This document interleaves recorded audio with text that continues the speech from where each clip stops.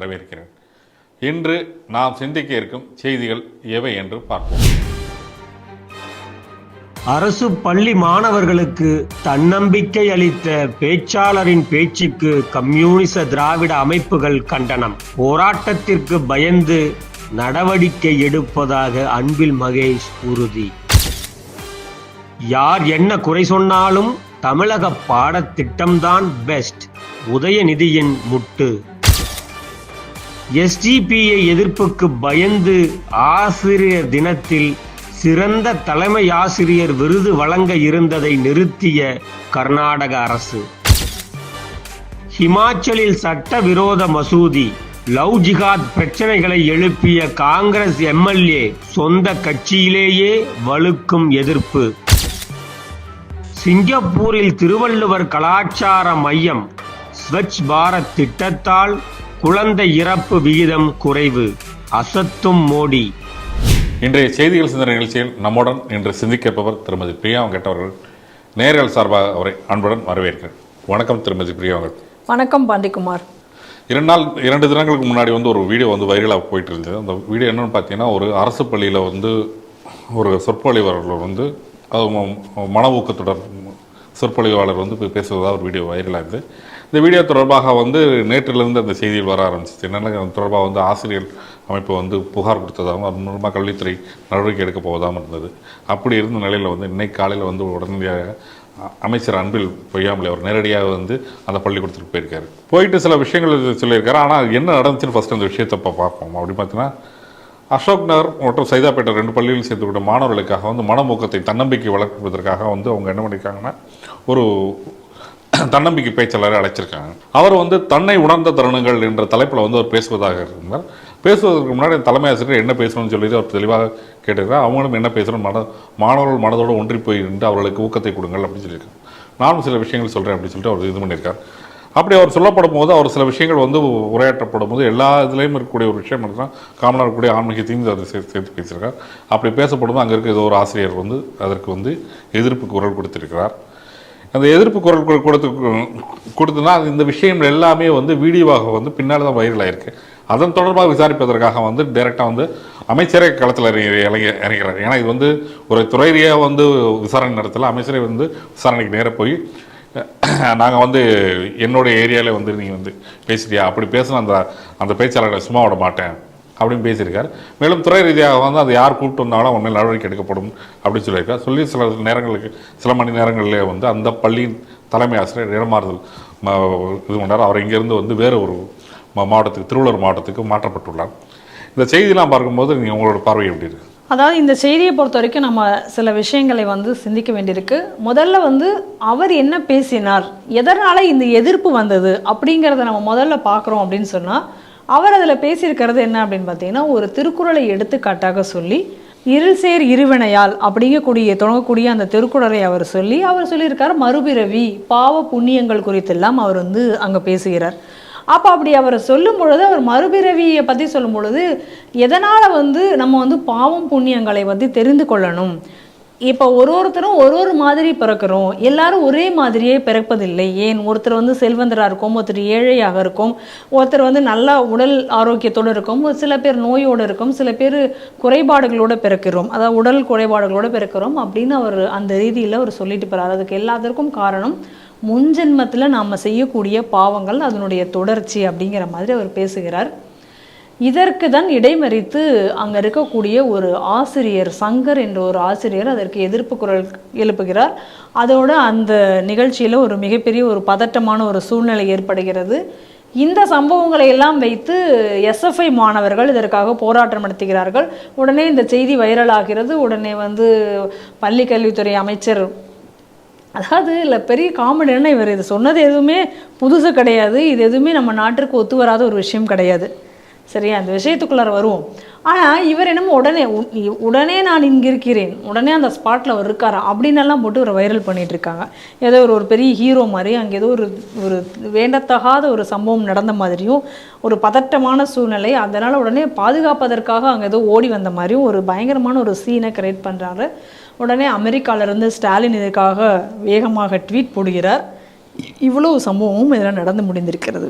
ஆனால் உண்மையிலேயே அவர் அந்த நபர் பேசியது அவருடைய பேர் வந்து அந்த மகாவிஷ்ணு என்றது அவருடைய பேர். அவர் இந்த மகாவிஷ்ணு அவர்கள் பேசும்பொழுது என்ன சொல்லியிருக்கிறார், அந்த நான் முன்னாடியே சொன்ன மாதிரி அந்த திருக்குறளை அவர் கோட் பண்ணியிருக்கார். அப்போ நம்மளுடைய கேள்வி என்ன அப்படின்னா, இப்போ ஒரு மறுபிறவியை பற்றி பேசியது தவறு, பாவ புண்ணியங்களை பேசியது பற்றி தவறு, இது வந்து ஒரு ஆன்மீகம் அப்படின்னு சொன்னால் அப்போ திருக்குறளை இந்த தமிழகத்தில் தடை செய்ய போகிறார்களா, இல்லை திருக்குறள் இனி பாடப்புத்தகங்களில் வராதா தான் முதல் கேள்வி நமக்கு. ஏன்னா திருக்குறளில் வந்து அவர் வந்து கர்மாவை பற்றி அதிகமாக பேசுகிறார் திருவள்ளுவர், ஊழ்வினை பற்றி அவர் பேசுகிறார். இவ்வளவு தூரம் ஏன்னு சொல்ல வகுத்தான் வகுத்த வகையல்லால்னு பேசுகிறார் அவர். இவ்வளவு தூரம் அவர் பேசும் பொழுது இவ்வளோ விஷயங்களை வந்து அவர் திருக்குறளில் இவ்வளோ ஊழ் பற்றி பேசுகிறார், கர்மாவை பற்றி பேசுகிறார், இல்லாமை குறித்து அவர் பேசுகிறார், இன்மை குறித்து அவர் பேசுகிறார், பிறவிக்கடல் என்கிறார், பிறவிக்கடல் நீத்தார் பிறவிக்கடல் பற்றி பேசும்பொழுது இறைவனுடைய அருள் இல்லாமல் இந்த பிறவியை வந்து நீ கடக்க முடியாது என்று தெளிவாக அவர் சொல்கிறாரு. அப்போ இது எல்லாத்தையும் நீங்கள் வந்து எடுக்க போறீங்களா? சரி, ஊழ்வினை பற்றி கூட அதான் ஊழ்வியல், அதான் சொல்கிறேன், ஊழ் பற்றி அவர் அதிகமாக பேசியிருக்காரு. ஊழ் குறித்து, ஊழால் ஒருத்தனுடைய ஊழ்வினையால் அவனுக்கு ஏற்படக்கூடிய நன்மை தீமைகள் என்ன அப்படின்னு எல்லாத்தையும் அவர் பேசுகிறார். அதில் தான் அவர் சொல்கிறார், வகுத்தான் வகுத்த வகையல்லால் அப்படிங்கிறதையும் அவர் தெளிவாக சொல்கிறார் ஒரு இடத்துல. அப்போ இவ்வளவு தூரம் அவர் வந்து இதை பற்றியெல்லாம் பேசியிருக்காரு. அப்போ இனி திருக்குறள் இனி பாடங்களில் வைக்கப்படாதுன்னு இப்போ சொல்ல போகிறாங்களா? இதை நீங்கள் சொல்லும்போது இடைமரத்தில் ஒரு சில கேள்வி உண்டு. இப்படி இருக்கப்படும் போது வந்து இது தொடர்பாக வந்து மதுரை என்பி வெங்கடேசன் என்ன சொல்லியிருக்காருன்னா, மூட நம்பிக்கை விதைக்கும் விதமாக இப்படி ஒரு செயல்பட்டு அப்படின்னு இருக்காரு. அவர் குறிப்பிடுறது மூட நம்பிக்கை திருக்குறளான்றது தெரியலையே. இல்லை, இருக்கலாம். ஏன்னா இவங்களை பொறுத்த வரைக்கும் திருக்குறள் என்பது தங்கத்தட்டில் வைக்கப்பட்ட மலம் என்று சொல்லப்பட்ட ஈவேராவின் வழி வந்தவர்கள் என்றதுனால அவங்களுக்கு திருக்குறள் வந்து பெரிய விஷயமாக தெரியாது. அவங்க இப்படி தான் திருக்குறளை பற்றி அவங்க பேசுவார்களா இருக்கலாம். இது இந்த நாட்டினுடைய நம்பிக்கை. நீங்கள் எங்கேயோலாம் போக வேணாங்க, நம்ம வீட்டில் கொஞ்ச நாட்களுக்கு அதாவது கொஞ்சம் வருடங்களுக்கு முன்னாடி இந்த நம்ம நாட்டில் வந்து ரொம்ப சர்வசாதாரணமாக இன்னும் கூட நம்ம பெரியவர்கள்ட்ட போய் பார்த்தீங்க அப்படின்னா, நம்ம வீட்டில் ஏதாவது ஒரு சின்ன கஷ்டம் வரும்போது என்னமோ நம்ம போன ஜென்மத்தில் என்ன செஞ்சோமோ தெரியல, நம்ம இன்னைக்கு அனுபவிக்கிறோம், இனியாவது அந்த பாவங்களை நம்ம செய்யக்கூடாது, இப்படித்தான் சொல்லி தர்மம் அறம் இந்த நாட்டில் வளர்க்கப்பட்டது. நன்னெறிகள் இப்படித்தான் சொல்லப்பட்டன. அப்போ சிலப்பதிகாரத்தில் சொல்லியிருக்கே ஊழ்வினை உறுத்து வந்து ஊட்டும் அப்படின்னு சொல்லியிருக்கேன். அப்போ சிலப்பதிகாரத்தை இந்த நாட்டில் பேன் பண்ண போறீங்களா? இளங்கோவடிகள் என்று சொன்னது பொய். இளங்கோவடிகள் எல்லாம் விட இவங்க வந்து ரொம்ப பெரிய ஞானி ஆயிட்டாங்களா இப்போ இவங்க எல்லாரும்? மணிமேகலையில் சொல்லியிருக்கு, சங்க இலக்கியங்கள் எல்லாத்துலேயுமே இந்த ஊழ்வினை பற்றியெல்லாம் வருகிறது, மறுபிறவி பற்றி வருகிறது, பாவ புண்ணியங்கள் பற்றி வருகிறது. அப்போ இது எல்லாத்தையும் இந்த நாட்டிலேருந்து இப்போ தூக்கி எறிய போகிறீங்களா? இன்னும் சொல்ல போனால் அந்த ஸ்பீக்கரை வந்து அவர் பேசும்பொழுது, அந்த மகாவிஷ்ணுர்கள் பேசும்பொழுது திருமூலரை பற்றி பேசுகிறார். அப்போ திருமூலரை வந்து இந்த தமிழகத்தில் இவ்வளோ சித்தர் இல்லைன்னா நீங்கள் தான் சித்தர்கள் தான் தமிழர்கள், மற்றவங்களாம் கிடையாதுன்றீங்களே. இப்போ அந்த சித்தர்களையும் நீங்கள் தூக்கி எறிய போகிறீங்களா? அவர் அதில் சித்தர்கள் என்ன சொல்கிறாரோ அதையெல்லாம் நான் சொல்கிறேன் இங்கே அப்படின்னு அவர் சொல்லியிருக்கார். அப்போ அதெல்லாம் நீங்கள் தூக்கி எறிய போகிறீங்களா? இப்போ அவரெல்லாம் தமிழர் இல்லாமல் போயிட்டாங்களா? தெரியல நமக்கு. அப்புறம் ஆனது தீதும் நன்றும் பிறர் தர வாரா, இதை வந்து கலியன் பூங்குன்றனார் சொன்னது, அதையும் அவர் அங்கே குறிப்பிடுகிறார். அப்போ கலியன் பூங்குன்றனார் தமிழர் இல்லைன்னு இப்போ இவங்க சொல்ல போகிறாங்க. அந்த ஒரு பாட்டை வரியை தான் காப்பி எடுத்து கருணாநிதி செம்மொழி பாட்டில் எழுதினார்.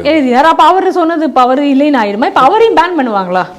கருணாநிதியும் பேன் பண்ணுவாங்க. இப்போ ஸ்டாலின் அவர்களுடைய ட்வீட்டில் கூட நான் பார்த்தும்போது அறநெறி அப்படின்னு ஒரு வார்த்தை வேற குறிப்பிடுறார். அந்த அறநெறி எப்படி வரும் அதை தான் அவர் கேட்கிறார். இந்த அறநெறியை யார் சொல்லி தருவாங்க? உங்களுடைய பள்ளி பாடங்களில் இந்த அறநெறி எங்கு கூறப்படுகிறது அப்படின்னு கேட்டிருக்காரு. கரெக்டு தானே? பள்ளி பாடங்களில் கலைஞரை பற்றியும் ஈவேரா பற்றியும் பாடப்புத்தகங்களில் பாடம் வச்சா அறநெறி எங்கே வரும்? அதை தான் அவர் கேட்டிருக்கார். அப்போ எதுக்காக வந்து ஒன்றுமே இல்லாத இந்த ஒரு விஷயத்திற்கு இந்த நாட்டினுள்ள என்ன இயல்பாக இருக்கிறதோ அதை பற்றி ஒருவர் குழந்தைகளுக்கு எடுத்து சொன்னமைக்காக இவர்கள் ஏன் இந்த அளவுக்கு எல்லாரும் ரியாக்ட் பண்ணுறாங்க அப்படிங்கிறது மிகப்பெரிய ஒரு கேள்விக்குறியாக இங்கே இருக்கிறது. என்ன கேள்வினா, இதில் என்னுடைய பார்வை இதில் ஒரு முக்கியமான விஷயம் என்னென்னா, அவர் இதெல்லாம் பேசும்பொழுது ஒரு வார்த்தை அதில் சேர்த்து குறிப்பிட்டுட்டார். அதுதான் இவங்களுடைய எல்லாருடைய கோபத்துக்குமே காரணம்.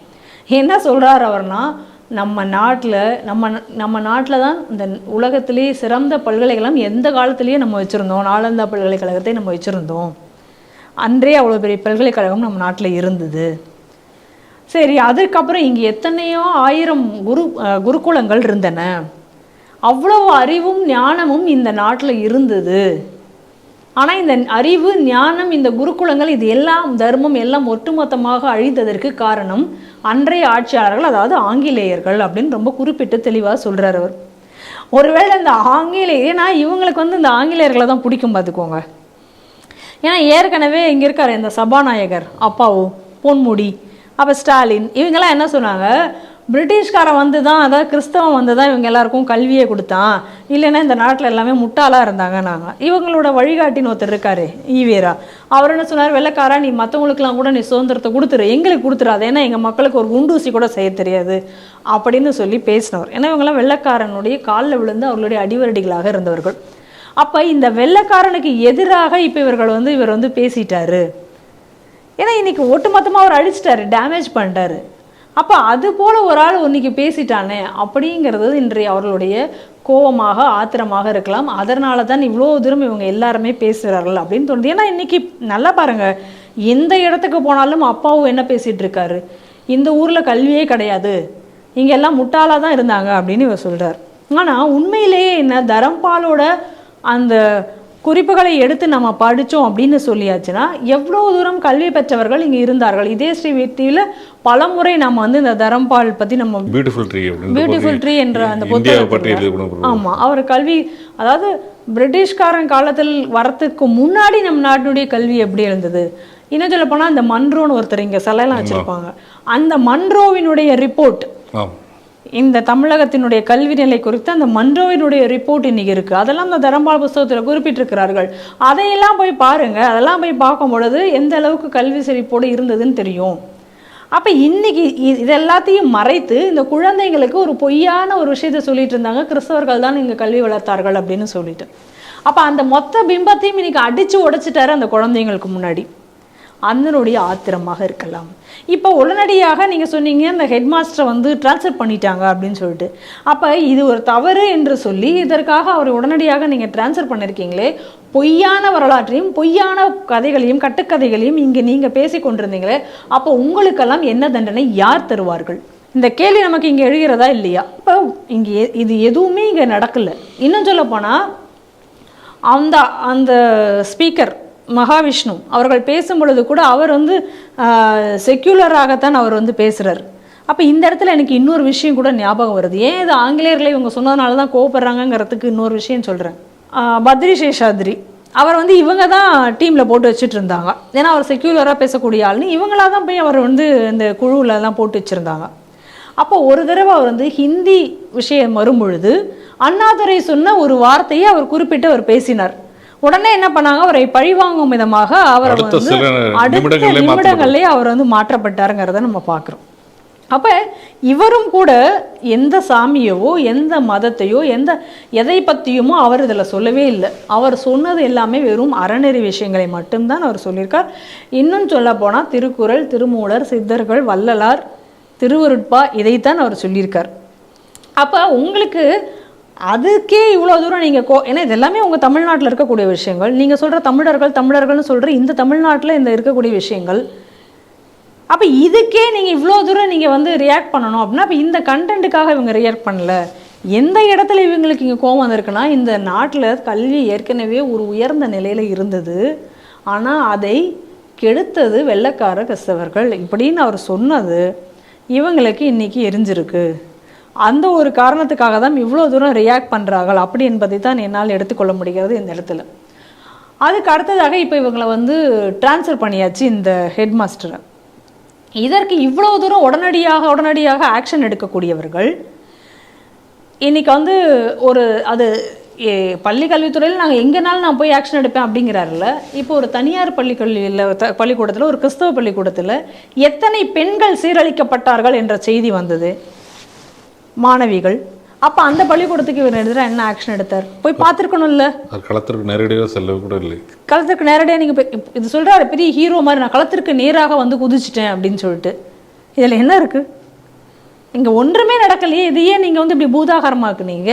அப்போ அங்கே போய் நீங்கள் போய் பார்த்துருக்கணும்ல. நீங்கள் நேரடியாக போயிட்டு களத்திற்கு போய் நீங்கள் சென்று, உங்கள் ஆட்சி தானே இருக்குது, மாணவர்கள் தானே, நீங்கள் ஒரு பள்ளிக்கல்வித்துறை அமைச்சர் தானே, தனியார் பள்ளிகளாக இருந்தாலும் அங்கே நடக்கக்கூடிய தவறுகளையும் தட்டி கேட்கக்கூடிய அதிகாரம் உங்களுக்கு இருக்குது தானே, போயிட்டுருக்கலாமே. அங்கே போயிட்டு ஏன் போய் கேட்கல நீங்கள்?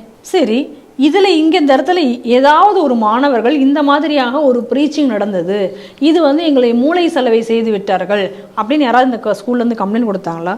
2 இடத்துல நடந்திருக்கு. 2 இடத்துலேருந்து ஏதாவது மாணவர்கள் இது வரைக்கும் கம்ப்ளைண்ட் கொடுத்துருக்காங்களா? இல்லை அது இந்த மாணவர்களை சார்ந்த பெற்றோர்களோ இல்லை அவர்களுடைய கார்டியன்ஸோ யாராவது கம்ப்ளைண்ட் கொடுத்தாங்களா? எதுவுமே நடக்கலையே. எதுவுமே இல்லாமல் எங்கேருந்தோ வெளியிலேருந்து வந்து ஒரு எஸ்எஃப்ஐ மாணவன் சொன்னது தானே நீங்கள் இன்றைக்கி அதை வச்சு பேசிகிட்டு இருக்கீங்க. அதில் வேற இவங்களாக வந்து ஒரு ஆசிரியராக அவர் கம்ப்ளைண்ட் கொடுக்கலனாலும் நான் கம்ப்ளைண்ட் கொடுப்பேன். இவ்வளவு தூரம் அவர் வேகமாக பேசக்கூடிய அன்பில் பொய்யாமொழி ஏன் வந்து இங்கே பாலியல் பலாத்கார சம்பவங்கள் நடந்த இடங்களுக்கு இதுவரை அவர் சென்று கேட்கவில்லை? சரி, வேங்கை வயல் மாதிரியே ஒரு பள்ளிக்கூடத்தில் இப்போ சமீபத்தில் நாமக்கல் மாவட்டம் எருமப்பட்டியில் ஒரு சம்பவம் நடந்தது. அது பள்ளியில் தானே நடந்தது. இவர் போயிருக்கணுமா வேணாமா நியாயமாக அந்த பள்ளிக்கூடத்துக்கு? ஏன் அந்த பள்ளிக்கூடத்துக்கு ஆய்வு பண்ணல? ஏன் அதை பற்றி ஒரு நடவடிக்கை எடுக்கல? சரிங்க, இவ்வளோ ஆவேசப்படுறாரு. இந்த தமிழகத்தில் எத்தனை பள்ளிக்கூடத்திலேயே மாணவர்கள் தண்ணி அடித்தார்கள் அப்படின்கக்கூடிய மாணவர்களும் மாணவிகளும் சேர்ந்து தண்ணி அடித்தார்கள் என்ற செய்தி வந்தது. இவர் அந்த பள்ளிக்கு சென்றாரா? அங்கே என்ன நடவடிக்கை எடுத்தார்? போதை வஸ்துகள் நிறையாக இருக்கிறது. பக்கமாக செய்திகள் வந்த வண்ணம் இருக்கு. பள்ளிக்கு அருகில் இருக்கிற கடைகளிலேயே கிடைக்கிறது, பள்ளிகளிலேயே சப்ளை செய்கிறார்கள். இவ்வளவு செய்தி வந்தாச்சு. எத்தனை பள்ளிக்கூடத்துக்கு நீங்கள் ஆய்வு போய் எத்தனை பள்ளிகளில் நீங்கள் இதுக்கான ஆக்ஷன் எடுத்தீங்க? பள்ளியில் வந்து மாணவர்கள் தேர்வு முடிந்த பிறகு ஸ்டேபிள்களை உடைத்து எறிந்து விட்டு சென்றார்கள் அப்படிங்கக்கூடிய செய்திகள்லாம் வந்தது. அந்த பள்ளிக்கூடத்துக்குலாம் இதே போல் உடனே போய் நான் இருக்கிறேன் இந்த மாணவர்களை காப்பதற்குன்னு போனீங்களா? அப்போ இந்த மாதிரியான இடங்களில் போய் நீங்கள் உடனேக்குடனேயே நீங்கள் போய் அந்த இடத்துல வந்து நடவடிக்கை எடுக்கப்பட்டிருந்தால், நடவடிக்கை எடுத்திருந்தீங்கன்னா இன்றைக்கி அந்த மாணவர்கள் உருப்பிட்டிருப்பார்கள், இன்றைக்கி பள்ளிக்கல்வி உருப்பிட்டிருக்கும். ஆனால் ஒரு அறநெறி போதித்தவரை போய் நீங்கள் வந்து அவர்கிட்ட சண்டை போட்டு அவர் மேலே நீங்கள் நடவடிக்கை எடுப்பேன்னு போகிறீங்க. ஆனால் உண்மையிலேயே ஒழுக்கம் கெட்டு சீர்கெட்டு இன்றைக்கி இருக்கக்கூடிய மாணவர்களுக்கு அங்கே போய் என்னத்தை சரி பண்ணணும் அப்படிங்கக்கூடிய எந்த ஒரு நடவடிக்கையும் நீங்கள் எடுக்கலை அப்படின்னா இதெல்லாம் ஒரு செலக்டிவாக தெரியலையா? அப்போ இதுக்கு பின்னாடி என்ன இருக்குது அப்படிங்கக்கூடிய ஒரு விஷயம் இருக்கு இல்லையா?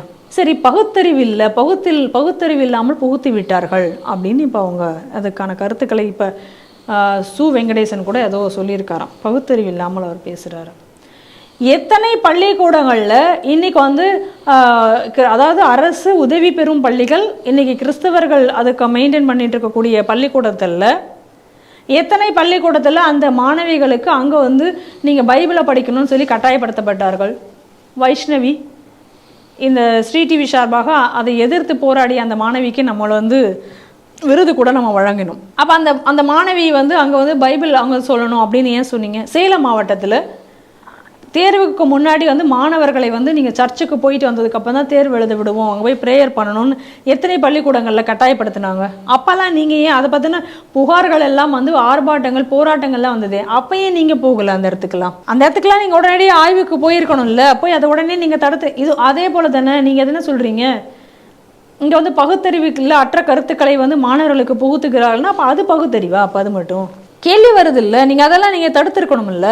சரி, ஒரு பள்ளிக்கூடத்தினுடைய நேரத்தையே நீங்கள் மாற்றினீங்களே. ரம்ஜானுக்காக வந்து ரம்ஜான் சமயங்களில் அவங்க அந்த துலுக்க மாணவர்கள் வந்து இதற்கு போகணும் அப்படின்றதுக்காக நீங்கள் அந்த பள்ளிக்கூட நேரங்களையே கூட அவங்க மாற்றினாங்களே.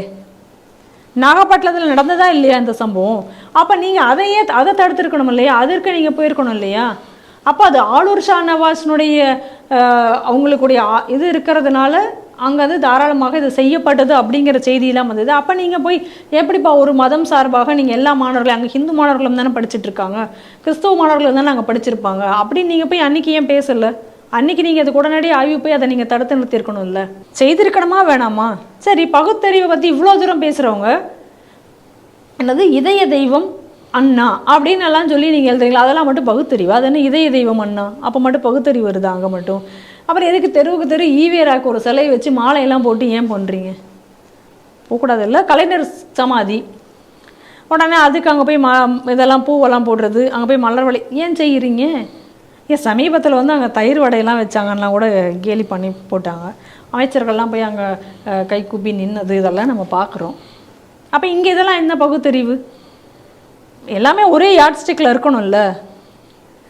அப்போ இது போன்ற வந்து பள்ளி கல்வித்துறையில் உண்மையிலேயே எடுக்க வேண்டிய நடவடிக்கைகளை எதையும் எடுக்காமல் ஒழுக்க சீர்கேடுகளை கண்டு கொள்ளாமல் இந்த அரசு இருந்துவிட்டு இன்னைக்கு இந்த ஒரு செய்தி வந்த உடனே இதற்கு இந்த அளவுக்கு இவங்கள் வந்து இதை குறித்து பேசுகிறார்கள், விமர்சிக்கிறார்கள் அப்படின்னு சொன்னால் எந்த காலத்திலையும் மாணவர்கள் ஒரு நல்ல ஒழுக்கத்தோடு சீரான ஒரு இதாக வந்துவே விடக்கூடாது அப்படிங்கிறதுல இந்த அரசாங்கம் தெளிவாக இருக்கிறது அப்படிங்கிறத தான் நம்ம வந்து இதில் வந்து ரொம்ப தெளிவாக இருக்குது. ஏன்னா இன்றைக்கி அதில் அவர் சொன்ன கருத்துக்கள் வந்து எதுவுமே தவறானவையோ எதையுமே யாருக்கும் அது வந்து என்ன, அதில் வேறு இப்படி ஒரு ட்ரெண்ட் வேறு, ஒரு ஆசிரியர் அவர் வந்து மாற்றுத்திறனாளியாக இருந்தவர், அவரை வந்து இது மனம் புண்படுத்தி விட்டது, அவர் யாரையுமே எதையுமே குறிப்பிட்டெல்லாம் இப்படித்தான் அப்படின்னு அவர் சொல்லலை, என்ன பொதுவான கருத்து இருக்கோ அதை தான் அவர் சொல்லியிருக்காரு. அப்போ இதெல்லாம் வேணும்னே ஒரு உள்நோக்கம் கண்டது தானே. அப்போ எக்காரணம் கொண்டும் இன்றைக்கி வந்து மாணவ சமுதாயம் இன்றைக்கி வந்து நல்வழிப்பட்டு விடக்கூடாது. ஏன்னா அப்போ தான் நமக்கு வந்து இதில் வந்து லாபம் அப்படின்னு நினைக்கிறாங்களா அப்படின்னு நமக்கு தெரியல. ஏன்னா இன்றைய போக்கு வந்து இன்றைக்கி அப்படித்தான் இருக்குது. இவங்க வந்து இந்த கலைஞர் கருணாநிதி 100ஆண்டு விழாக்காக போட்டிகள் அப்படின்னு அங்கங்கே நடத்தினாங்களே இல்லையா? இப்போ நான் என்ன கேட்குறேன், கலைஞர் கருணாநிதியினுடைய வாழ்க்கை வரலாறை தெரிந்து கொண்டு அதில் பேச்சு போட்டியில் வரதுனால ஒரு மாணவனுக்கு என்ன கிடைக்க போகுது? கேள்வி வருதா இல்லையாங்க? என்ன வர போகிறது? அவருடைய உண்மையான ஹிஸ்ட்ரியை நீங்கள் படித்து எழுதுனீங்கன்னா என்ன வரும்னு நான் கேட்குறேன். அதையெல்லாம் நிறைய விஷயம் இருக்குது, அதெல்லாம் இப்போ நம்ம இங்கே பேச முடியாது. அவர் சொன்ன உண்மையான அந்த கருத்துக்களும் அவர் பேசிய விஷயங்கள் எல்லாம் மட்டும் நம்ம தொகுத்து நம்ம இங்கே பார்த்தோம் அப்படின்னு சொன்னால் அதெல்லாம் நம்ம இங்கே சொல்லவே முடியாது, அந்தளவுக்கு இருக்குது. அதெல்லாம் தான் மாணவர்கள் தெரிஞ்சுக்கக்கூடிய விஷயமா? சரி, இந்த எவ்வளோக்கு எவ்வளோ தமிழ் இலக்கியங்களை கேவலப்படுத்தி, தமிழை கேவலப்படுத்தி, திருக்குறளை கேவலப்படுத்தின ஈவேராவோட வாழ்க்கை வரலாறுலாம் புஸ்தகத்தில் இருக்குது. அதையெல்லாம் படித்து என்ன பண்ண போகிறாங்க? அதுக்கெல்லாம் நீங்கள் என்ன பண்ணீங்க, ஈவேரா வினாடி வினாக்கெல்லாம் மாணவர்களை நீங்கள் கட்டாயப்படுத்தி, அந்த பள்ளிக்கூடத்தெல்லாம் கட்டாயப்படுத்தி நீங்கள் நோட்டீஸ் எல்லாம் அந்த வினா விடையில் கலந்து கொள்ளணும் போட்டிகளில், அதுக்கு காசெல்லாம் கூட நீங்கள் வசூல் பண்ணீங்களே. அப்போ அதெல்லாம் உங்கள் பள்ளி கல்வித்துறையில் வந்து தவறானதாக ஒரு வற்புறுத்தலானதாக தெரியவில்லையா? இது போன்று வந்து இந்த மொத்தத்தையும் அந்த பாடத்திட்டங்களையும் இந்த இதையும் வந்து மொத்தமாக சீரழித்து விட்டு இன்றைக்கி வந்து இது ஒரு ஒன்றுமே இல்லாத ஒரு விஷயத்துக்கு இவ்வளவு தூரம் ஆக்ஷன் எடுக்க வேண்டிய காரணம் என்ன என்பது நம்மளால் புரிந்து கொள்ள முடியவில்லை.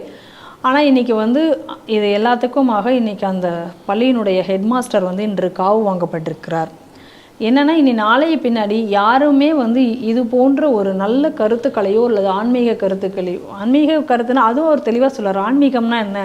மக்களுக்கு சேவை செய்வது தானே ஆன்மீகம், அதைத்தானே நான் சொல்கிறேன்றதை கூட அவர் தெளிவுபடுத்தியிருக்கிறார். மாதிரி இது போன்ற ஒரு அறநெறி கருத்துக்களை இனி யாரும் சொல்வதற்கே தயங்குவார்கள். அந்த மாதிரியான ஒரு சூழ்நிலையை இன்று கொண்டு வந்து நிறுத்தியிருக்கிறார்கள். பகுத்தறிவு விஷயத்தில் ஒரு பத்திரிக்கையாளர் ஒரு கேள்வி கேட்கும்போது அதுக்கு ஒரு பதில் சொல்லியிருக்கார். என்ன அப்படின்னு சொன்னால், ஏதோ ஒரு பள்ளிக்கூடத்தில் வந்து மாணவர்கள் வந்து ஆசிரியர்களுக்கு பாத பூஜை செய்யக்கூடிய ஒரு வீடியோ வந்திருக்கே, நீங்கள் அதை பற்றி என்ன நினைக்கிறீங்க? உடனே இவர் வந்து ரியாக்ட் பண்ணுறார், ஆசிரியர்களுக்கு நாங்களும் தான் மிகப்பெரிய மரியாதை கொடுப்போம், இதெல்லாம் அநாகரிகமானது, இதெல்லாம் வந்து இப்படியெல்லாம் செய்ய வேண்டிய அவசியமே கிடையாது, இதெல்லாம் வந்து கண்டிக்கத்தக்கது, இது நான் எந்த ஸ்கூல் நான் விசாரிக்கிறேன் அப்படின்னு வேகமாக அதற்கு பதில் சொல்வதை அந்த காணொலியில் நான் பார்த்தேன். நம்ம கேள்வி என்னென்னா, இந்த நாட்டினுடைய பண்பாடு என்ன? அதுதானே இந்த நாட்டினுடைய பண்பாடு. மாதா பிதா குரு தெய்வம், இதுதான் நம்ம காலங்காலமாக சொல்லி வரக்கூடியது. குருவை தெய்வத்திற்கு முன்னாடி நம்ம வச்சு பார்க்குறோம் குருவை. ஏன்னா குரு கொடுக்கக்கூடிய ஞானத்திற்கு அப்பிறகு தான் தெய்வத்தையே அடைய முடியும். முதல்ல நம்ம கூட இருக்கக்கூடிய நம்மளை பெற்ற அம்மா, அதற்கப்புறம் அப்பா, அதற்கப்புறம் நம்ம குரு.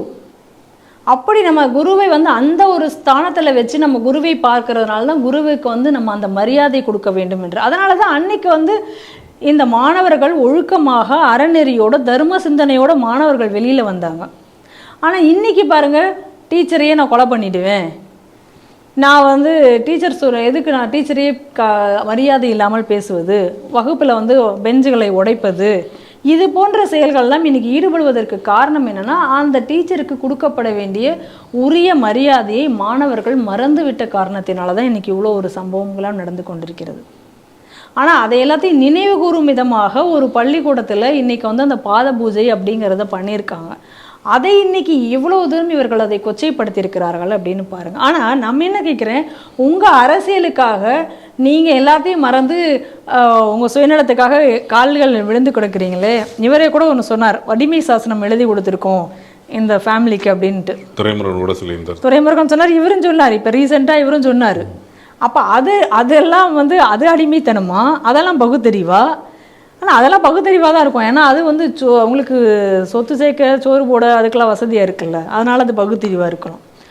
ஆனால் இந்த உயர்ந்த ஒரு பண்பாட்டை கெடுக்கும் விதமாக, கொச்சைப்படுத்தும் விதமாக தொடர்ந்து இந்த திராவிடம் செய்து வருகிறது என்பதை தான் நம்ம இதில் புரிந்து கொள்ள வேண்டும். இது எப்பொழுது இந்த திராவிட ஆட்சி தமிழகத்தில் ஒழிகிறதோ அன்றுதான் இந்த தமிழகத்திற்கு ஒரு விடிவு காலம் பிறக்கும் என்பதற்கு இந்த செய்தி ஒரு மிகச்சிறந்த உதாரணம். நேற்று ஆசிரியர் தினம் அப்படி நாடு பொழுது கொண்டாடப்படுவோம். அப்படி கொண்டாடப்படும் தமிழ்நாட்டில் வந்து ஆசிரியர் தினத்துக்கு மூலமாக ஆசிரியர் விருது வழங்கும் விழா சென்னை வண்டலூரில் உதயநிதி தலைமையில், அமைச்சர் உதயநிதி தலைமையில் நடைபெற்றது. இந்த விருது வழங்கும் விழாவில் பேசிய அமைச்சர் உதயநிதி என்னன்னா சில விஷயங்கள் சொல்லியிருக்காருன்னா, மாணவர்கள் சுயமாக சிந்திக்க தோன்றும் கல்வி முறை என்பது தமிழ்நாட்டில் தான் இருக்குது. அந்த வகையில் இந்தியாவிலேயே வந்து தமிழ்நாட்டில் தான் மிக சிறந்த கல்வி முறை இருக்கிறது அப்படின்னு சொல்லியிருக்காரு. பகுத்தறிவு மூலம் கேள்வி கேட்கும் முறையை மாணவர்களுக்கு கொண்டு வந்து தமிழ்நாட்டில் தான். அப்படிப்பட்ட அந்த கல்வி முறை யாராவது குறை சொன்னால் அது நம் மாணவர்களையும் ஆசிரியர்களையும் குறை சொல்வது போல் இருக்குது. தமிழ் வழி பாடத்திட்டத்தில் கல்வி கற்றவர்கள் தான் நாட்டில் உயர்ந்த பதவியில் இருக்கிறார்கள். உதாரணமாக இஸ்ரோ இந்த மாதிரி மிகப்பெரிய பதவியெல்லாம் இருக்காங்க. அப்படிப்பட்ட உயர்ந்த கல்வி முறை வந்து இந்த நம்மளுடைய கல்வி முறை தான், அது திராவிட கல்வி முறை தான் அப்படின்னு சொல்லிட்டு பேசியிருக்காரு. பேசுகிறது எதுக்கு அப்படின்ற போது சில விஷயங்கள் சொல்கிறாங்க. சமீபத்தில் வந்து ஆரண்டரை வந்து தமிழக பாடத்திட்டம் வந்து சரியா இல்லைன்னு இருக்காரு. அதற்கு பதில் கூறுவது போல் இவர் கூறியிருக்காரு அப்படின்னு சொல்லிட்டு ஒரு செய்தி சொல்கிறாங்க. இந்த செய்தியை நீங்கள் எப்படி பார்க்குறீங்க? சமீபத்தில் ஆளுநர் ரவி அவர்கள் வந்து சொல்லும் பொழுது சொல்லியிருந்தார், இந்த தமிழகத்தினுடைய பாடத்திட்டங்களில் வந்து அதாவது தேசிய அளவில் ஒப்பிடும் பொழுது தரமாக இல்லை அப்படின்ற ஒரு வார்த்தை சொல்லியிருந்தார். இப்போ சமீபத்தில் கூட மீண்டும் அவர் சொல்லும் பொழுது என்ன சொல்லியிருந்தார் அப்படின்னா, இந்த ஆல் பாஸ் முறை வந்து மிகவும் வந்து அவர் சாடி இருந்தார். ஏன்னா நீங்கள் வந்து இன்றைக்கி எல்லாத்தையும் நீங்கள் ஆல் பாஸ் பண்ணிட்டு போகிறீங்க, அதுக்கப்புறம் மேலே போகும்பொழுது அவங்களுக்கு அந்த கல்வியினுடைய பேசிக்கே தெரியாமல் போயிட்டுருக்கு அப்படிங்கிறது மிகுந்த ஒரு வருத்தத்தோடு அவர் சொல்லியிருந்தார். எப்படி இருந்த தமிழகம், முன்னோடியாக இருந்த தமிழகம் இன்று இப்படி ஆகிவிட்டதே என்ற வருத்தத்தில் வந்து அவர் ஒரு சரியான ஒரு ஒப்பீடை அவர் வைத்திருந்தார். உடனே இன்றைக்கி இவங்க எல்லாரும் அதுக்கு பேசிகிட்டு இருக்காங்க. இதில் அவர் சொல்லியிருக்காரு உதயநிதி, எல்லாரும் வைத்தறிச்சல் பட்டு இதெல்லாம் பேசுகிறாங்க அப்படின்னு சொல்லிட்டு. ஆமாம், உண்மையிலேயே தமிழர்கள் மீதும் தமிழ் மக்கள் மீதும் தமிழ் மாணவர்கள் மீதும் இந்த தமிழகத்தில் கூடிய மாணவர்கள் மீதும் அக்கறை உள்ளவர்கள் எல்லாமே இன்றைக்கு வைத்தறிச்சல் பட்டு கொண்டு தான் இருக்கிறார்கள். ஏன்னா காரணம் என்னென்னா, இன்றைக்கி அந்த மாணவர்களுடைய எதிர்காலமே கேள்விக்குறியாகக்கூடிய ஒரு நிலையில் இருக்கே அப்படிங்கக்கூடிய ஒரு ஆதங்கத்திலையும் வைத்தறிச்சலையும் இன்றைக்கி இருக்காங்கங்கிறது உண்மைதான். ஏன்னா இன்றைக்கி வந்து உதயநிதி வந்து எங்களோடது முன்னோடியாக இருக்குன்றாரு, ஸ்டாலின் சொல்கிறாரு, இன்றைக்கி அன்பில் பொய்யாமல் எல்லாரும் இதை பற்றி பெருசாக பேசியிருக்காங்க. நம்ம கேள்வி என்ன அப்படின்னு சொன்னால், என்சிஆர்டியினுடைய ரிப்போர்ட் நம்ம வேணால் போய் சொல்லலாங்க, அவங்க எல்லாமே ஆய்வு பண்ணி இன்றைக்கி சொல்லியிருக்காங்க. அதாவது தாய்மொழி ஹிந்தி அல்லாத மாநிலங்கள், அந்த மாநிலங்களில் ஒரு ஆய்வு நடத்தின பொழுது அதில் இப்போ நமக்கு ஹிந்தி தாய்மொழி கிடையாது, இங்கே தாய்மொழி தமிழ்.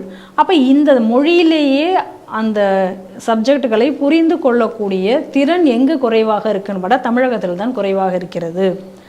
மும்மொழி கொள்கையை கடைபிடிக்கக்கூடிய கர்நாடக மாநிலத்தில் கூட இன்றைக்கி அந்த நிலை இல்லை அப்படின்றாங்க. இவங்க என்ன சொல்கிறாங்க, மூன்றாவதாக ஒரு மொழி இங்கே உள்ளே விட்டாச்சு அப்படின்னு சொல்லியாச்சு அப்படின்னு சொன்னால் தமிழ் அழிஞ்சிரும். இதை தான் இவங்க ரொம்ப நாளாக சொல்லிட்டு தான் இவங்க மும்மொழி கொள்கையை எதிர்க்கிறோன்றாங்க. அப்புறம் இவங்க என்ன சொல்கிறாங்க, இங்கே தான் வந்து எல்லாத்துக்கும் இங்கேருந்து தான் படித்து எல்லாரும் இப்போ அன்பில் பொய்யாமொழி சொல்லியிருக்கார், லைப்ரரியில் அவ்வளோ சிறப்பாக இருக்கிறது.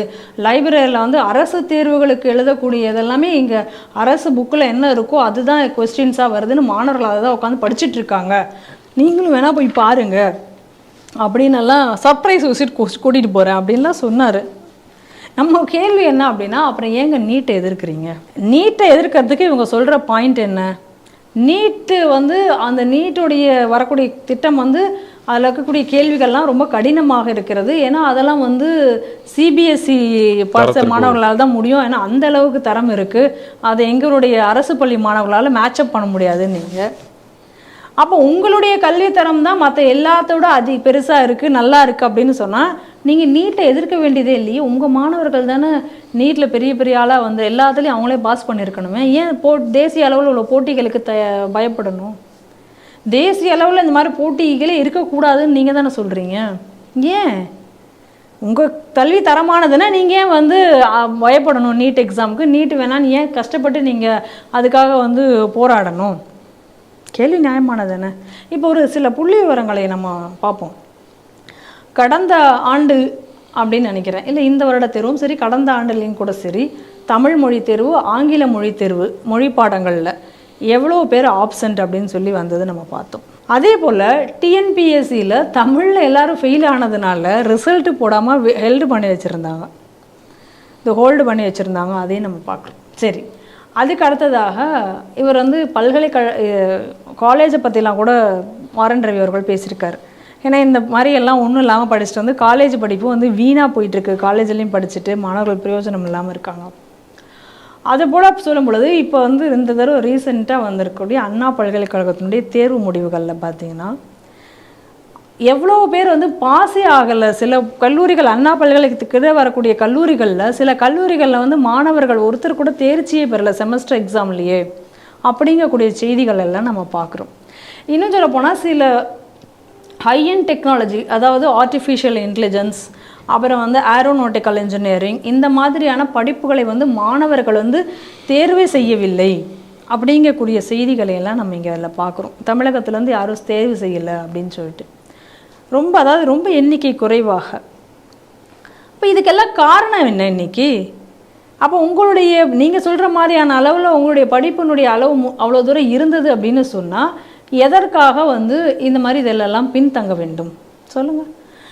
அப்போ இப்போ இந்த அருள்மொழின்னு ஒரு அம்மா இருக்குது, அது இடையில ஒரு வீடியோ ஒன்று பேசியிருந்தது, அந்த வீடியோவை பார்த்தேன். ரொம்ப அறிவுபூர்வமாக பேசியிருக்கதான் நினச்சிட்டு அந்த அம்மா பேசியிருக்கு. அதாவது அதில் என்ன சொல்லுது அப்படின்னா, சிஏக்கு வந்து எதுக்கு இங்கே இவ்வளோ பெரிய எக்ஸாம்லாம் வைக்கிறாங்க, சிஏலுக்கு ஆடிட்டர்லாம் என்ன வேலை பார்க்குறாங்க, நீங்கள் டேக்ஸ் கட்டினீங்களா நம்மளை வந்து ஃபாலோ பண்ணுவாங்க, கரெக்டாக டேக்ஸ் கட்டுங்கன்னு நமக்கு சொல்லுவாங்க, அந்த டேட் ஆயிடுச்சுன்னா அந்த டேட்டுக்கு வந்து இவ்வளோ கட்டுங்கன்னுவாங்க, இதை தவிர வேறு என்னங்க அவங்களுக்கு வேலை இருக்குது அப்படின்னு அந்த அம்மா கேட்டிருக்கு. இப்படி வந்து நீங்கள் எந்த ஒரு குவாலிஃபைக் எக்ஸாமுக்கும் நீங்கள் வந்து டெஸ்ட்டு கூடாது, தேர்வு கூடாது அப்படின்னு நீங்கள் இருந்தது அப்படின்னு சொன்னால் அப்புறம் எப்படி வந்து ஒரு டேலண்ட் அப்படிங்கிறது நீங்கள் எங்கேருந்து எடுப்பீங்க?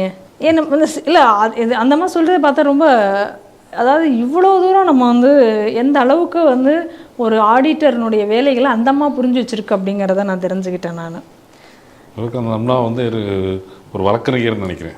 நினைக்கிறேன். இப்போ எப்படி இவங்க தமிழ்நாட்டில் எல்லோரும் உருவாக்கி வச்சுருக்காங்கன்னு பாருங்களேன். ஒரு ஆடிட்டர், அப்போ உங்களுக்கு தெரியாத சப்ஜெக்டை நீங்கள் பேசாதீங்க. ஒரு ஆடிட்டர் தொழிலுங்கிறது என்ன இவ்வளோதான் ஆடிட்டருடைய தொழிலா, வேறு ஒன்றுமே அவங்களுக்கு வேலை இல்லையா? அந்த மாதிரி இந்த மாதிரியாக எல்லா துறைகளிலையும் இன்றைக்கு வந்து இப்படி நாசப்படுத்தி, அதாவது ஆர்என் ரவி அவர்கள் மிக தெளிவாக இன்றைக்கி அவர் வந்து சொல்லியிருக்காரு. நீங்கள் இந்த ஆல் பாஸ் அப்படின்னு சொன்னால், இப்போ இந்த ஆல் பாஸ் சிஸ்டம் வந்து எந்த அளவுக்கு மோசமானதுங்கிறதுக்கு ஒரு உதாரணம் சொல்கிறேன். இப்போ நம்ம வேத விஞ்ஞான ஆராய்ச்சி மையம் சார்பாக இங்கே பல டியூஷன் சென்டர்கள் இலவசமாக நடந்து கொண்டிருக்கு. அப்படி இந்த இலவசமாக நடந்து கொண்டிருக்கக்கூடிய சில சென்டர்களில் நம்ம போய் மாணவர்கள்ட்ட வந்து நம்ம பேசும் பொழுது, அந்த மாணவர்கள் ஏன் அப்படி படிக்க மாட்டேங்கிற அப்படின்னு கேட்கும்போது, நான் தான் என்னை ஆல் பாஸ் பண்ணிடுவாங்கல்ல, நான் இவ்வளோ மார்க் வாங்கினா போதில்லை, நம்ம படிக்காட்டியும் கூட நான் பாஸ் ஆயிடுவேன் அப்படி என்று அந்த மாணவர்களுடைய மனதிலே இன்றைக்கி பதிந்திருக்கிறது. அப்போ நீங்கள் 5ஆம் வகுப்பு வரைக்கும் இல்லை 8ஆம் வகுப்பு வரைக்கும் நீங்கள் ஆல் பாஸ் சிஸ்டத்தை நீங்கள் கடைபிடித்தீர்கள் என்றால் அவன் எதுவுமே படிக்க மாட்டான். 9ஆம் வகுப்பு அவன் வரும்பொழுது அவனுக்கு ஆகா ஈகி சொல்லித்தரக்கூடிய நிலையில் தான் இன்றைக்கி பசங்க இருக்காங்க. இன்னும் சொல்ல போனால் 9ஆம் வகுப்பு 10ஆம் வகுப்பில் இந்த 10ஆம் வகுப்பு சென்டர்களும் நடத்தும் பொழுது அந்த இடங்களில் 10ஆம் வகுப்பில் வந்து நம்ம வந்து ஒரு கூட்டல் கணக்கும் கழித்தல் கணக்கு வாய்ப்பாடு இதைகளை சொல்லித்தர வேண்டிய ஒரு நிலைக்கு தான் இன்றைக்கு மாணவர்கள் இருக்காங்க. உடனே இவர் வந்து அரசு பள்ளியில் படித்த மாணவர்கள் தான் பெரிய பெரிய ஆளாக இருக்காங்க, உங்களுக்கு தெரியுமா? ஆமாம், உண்மைதான். அவங்க வந்து யாரெல்லாம் குறிப்பிட்டிருக்காங்கன்னா மயில்சாமி, சிவம் சார், இவங்களெல்லாம் குறிப்பிட்டு அவங்க பேசியிருக்காங்க. எனக்கு தெரிஞ்சு மகிழ்சாமி, சிவம் சார் அவங்கெல்லாம் படித்த காலங்கிறது வந்து எத்தனையோ வருடங்களுக்கு முன்னாடி அவங்க படிச்சிருப்பாங்க. எனக்கு அதாவது என்னோட நிலைக்கு சொல்லி பார்த்தா ஒரு 50 வருஷத்துக்கு முன்னாடியே தான் அவங்க அடிப்படை கல்விகளை படித்து முடிச்சிருப்பாங்க. ஆர்என் ரவி அவர்கள் வந்து அன்றைய கல்வி திட்டத்தை பற்றி பேசலை, தமிழகம் முன்னோடியாக தாங்க இருந்தது, இந்த திராவிட ஆட்சி நீங்கள் வந்து தாங்க உருப்படாமல் போச்சுன்னு தான் அவர் சொல்கிறாரு. நம்ம அதை தான் இங்கே தெளிவாக புரிஞ்சுக்கணும். அப்போ இவங்க வந்து என்ன புதிய தேசிய கல்வி திட்டத்தெல்லாம் நாங்கள் இணைய முடியாது அப்படின்னு ஒரு கருத்தை வேறு அவர் சொல்லியிருக்காரு. ஆனால் நீங்கள் தான் சொன்னீங்க, எங்கள் தமிழகத்துக்குன்னு உருவாக்கப்படக்கூடிய கல்வி திட்டத்தை என்னென்னா புதிய தேசிய கல்வி திட்டத்தை பார்த்து காப்பி அடித்து தான் நாங்களே பலதுலேருந்து எடுத்தோம் அப்படின்னீங்க. அதில் இருக்க நல்ல விஷயங்கள்லாம் எடுத்தோம் அப்படின்னீங்க. அப்படின்னா என்ன அர்த்தம்? புதிய தேசிய கல்வி திட்டத்தில் எல்லாமே நல்ல விஷயங்கள் இருக்குன்னு தானே அர்த்தம். அப்போ ஏன் நீங்கள் அதை ஒத்துக்கல அப்படிங்கிற கேள்வி அதில். அதை தான் இன்றைக்கி மத்திய அரசும் கேட்டிருக்காங்க. ஆர்.என். ரவி அவர்கள் அதான் கேட்குறாரு. நீங்கள் வந்து பிஎம் ஸ்ரீ திட்டத்தில் வந்து நீங்கள் ஏன் இணைய மறுக்கிறீர்கள்? இணைகிறேன் என்று சொல்லிட்டு ஏன் இணைய மறுக்கிறீங்க? அப்போ அதில் இணையும் பொழுது கூடுதலான நிதி தமிழகத்துக்கு கிடைக்கும். அப்போ நீங்கள் இன்னும் கூடுதலாக அந்த கட்டமைப்புகளை சரிப்படுத்தி நீங்கள் இன்றைக்கி மாணவர்களை நல்வழிப்படுத்தலாமே. ஏன்னா இப்போ அவர் ஒரு டேட்டா அவர் சொல்கிறாரு, 75% பேர்களுக்கு 3ஆம் வகுப்பு பாடத்தை வந்து படிக்கலை, 2 இலக்க எண்கள்லாம் வந்து தெரிஞ்சுக்க முடியல அப்படின்னு அவர் சொல்கிறார். அது உண்மை. இது ஏதோ வந்து நீங்கள் புதுசாக என்சிஆர்டியோ பெருசாக ஆய்வுகளையோ வச்சுலாம் நீங்கள் வந்து பண்ண வேண்டாம். இங்கே நடத்தக்கூடிய இந்த சென்டர்களுக்கெல்லாம் நான் வேணால் அமைச்சர் வந்து சர்ப்ரைஸ் விசிட் போட்டுமான்னு கேட்குறாரு. நாம் வேணாலும் ஒரு சர்ப்ரைஸ் விசிட் நம்ம சென்டர்களுக்கெல்லாம் அவரை கூட்டிகிட்டு போவோம். மாணவர்களுடைய நிலைமை என்ன அப்படின்னு சொல்லிட்டு நம்ம கண் முன்னாடியே வேணால் திறனறியிட்டோம். இன்றைக்கி இவ்வளோ தூரம் அவர் பேசுகிறதுனால நம்மளும் அந்த கேள்விகளை இன்றைக்கி வந்து வைக்க வேண்டியதாக இருக்கிறது. இன்னொன்று, உதயநிதி பற்றி நம்ம பேசும்பொழுது எந்த துறையை பற்றி யார் வந்து சர்டிஃபை பண்ணணும்னு ஒரு அளவுகள் இருக்குது. ஏற்கனவே அண்ணாமலை வந்து ஒரு சவால் விட்டார். இவர் வந்து டிஎன்பிஎஸ்சி கிரேட் 2 கிளர்க்கு போஸ்ட்டுக்கு முதல்ல அவர் வந்து எந்த சிபாரிசும் இல்லாமல் வந்து தேர்வு எழுதி பாஸ் ஆகட்டும், அப்புறம் நான் ஒத்துக்கிறேன் அப்படின்னாரு. அந்த மாதிரி முதல்ல அவர் அதை எழுதட்டும், எந்த சிபாரிசு இல்லாமல் எழுதி ஜெயிக்கட்டும், அப்புறம் வந்து இவர் வந்து இந்த கல்வி திட்டம் இதை பற்றிலாம் பேசட்டும். ஆர்.என். ரவி அவர்களுக்கு பேசுகிறாருன்னா அவர்களுக்கு பேசுறதுக்கு ஒரு தகுதி இருக்குது. அவர் ஒரு ஐபிஎஸ் படித்தவர், நாடு முழுவதும் பல இடங்களில் சர்வ் பண்ணியிருக்காரு. ஏற்கனவே வந்து நாகாலாந்து இந்த மாதிரி பல மாநிலங்களில் அவர் வந்து பயணித்திருக்காரு. அப்போ அவருக்கு தெரியும் எங்கள் கல்வித்திட்டம் என்ன மாதிரி இருக்குது, என்ன நடந்துகிட்ருக்கு அப்படிங்கிறது. அவர் பேசுகிறாரு, சொல்கிறாரு. அப்படின்னா நம்மளும் அதுக்கு ஈக்குவலாக பேசணும் அப்படிங்கிறதுல உண்மை நிலை என்ன அப்படிங்கிறது இங்கே தமிழகத்தில் பார்த்தா தெரியும். ஏற்கனவே இப்போ நம்ம பார்த்தோம் முன்னாடி செய்தியில், அதே தான் அங்கே எப்படி வந்து மாணவர்களை வந்து ஒழுக்கமாக இருக்கணும்னு சொல்லி கொடுக்கக்கூடிய ஒரு ஆன்மீக பேச்சாளர் எப்படி இன்றைக்கி அவங்க வந்து வெளியேற்றினாங்க, அதுக்காக எந்த அளவுக்கு ரியாக்ட் பண்ணிகிட்ருக்காங்க அதை பார்க்குறோம். உண்மையிலேயே ஒழுக்க சீர்கேடுகளை தடுக்காமல் இவர்கள் என்ன செய்கிறார்கள் அப்படிங்கிறதையும் நம்ம பார்க்குறோம். அதனால் இன்றைக்கி தமிழகத்தினுடைய கல்வி நிலை அப்படிங்கிறது மிகவும் மோசமாக கவலைக்குரிய நிலையில் போய்கொண்டிருக்கிறது என்பது தான் உண்மை. ஆனால் இந்த திராவிட ஆட்சி இருக்கிற வரைக்கும் வந்து இதைகளை வந்து அவர்கள் சீர்தூக்கி இதை சரி செய்வார்கள் என்ற நம்பிக்கை நமக்கு இல்லை. ஆசிரியர் தினத்தை முன்னிட்டு ஆசிரியர்களுக்கு விருது வழங்குதுன்னு போன நியூஸில் பார்த்தோம். அதே மாதிரி தான் இங்கே வந்து ஒவ்வொரு மாநிலத்திலும் ஆசிரியர் தினத்தை முன்னிட்டு ஆசிரியர்களுக்கு விருது வழங்கும் விழா நடைபெறும். அந்த வகையில் வந்து விருது அறிவிக்கப்படும் போது கிட்டத்தட்ட கர்நாடக மாநிலத்தில் ஒரு 41 பேருக்கு விருது அறிவிச்சிருக்காங்க. யாராக இருக்காங்கன்னா ஆசிரியர்கள், இப்போ கல்லூரி முதல்வர்கள் மற்றும் பேராசிரியர்கள் இவங்களுக்கு வந்து விருது வழங்கும் இருக்காங்க. அப்படி வந்து அறிவிக்கப்பட்டதில் வந்து 2 முதல்வர்கள் வந்து தேர்ந்தெடுக்கப்பட்டிருக்காங்க. ஒரு முதல்வர் வந்து குந்தாப்பூரில் இருக்கக்கூடிய, உடுப்பி குந்தாப்பூரில் இருக்கக்கூடிய பிஜி ராமகிருஷ்ணா அப்படின்ற ஒருத்தர். அதுமாதிரி மைசூரில் இருக்கக்கூடிய பியூசி யூனிவர்சிட்டி, அந்த யூனிவர்சிட்டியோட ராமி கவுடா, இவங்க 2 பேருக்கும் வந்து ஆசிரியர் தின விருது வந்து வழங்குவதாக வந்து கர்நாடக அரசு அறிவித்திருந்தது.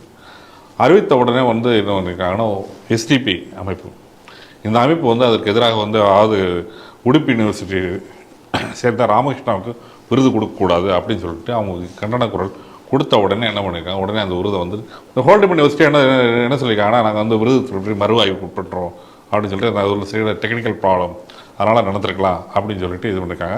ஆனால் இது குறித்து பல்வேறு தரப்பு மக்கள்கிட்ட என்ன சொல்கிறாங்க, யாரையோ திருப்திப்படுத்துறதுக்காக இந்த செயல் நடைபெற்றதுக்காக வந்து சொல்கிறாங்க. இந்த ஒரு செயலை பற்றி இருக்காங்க.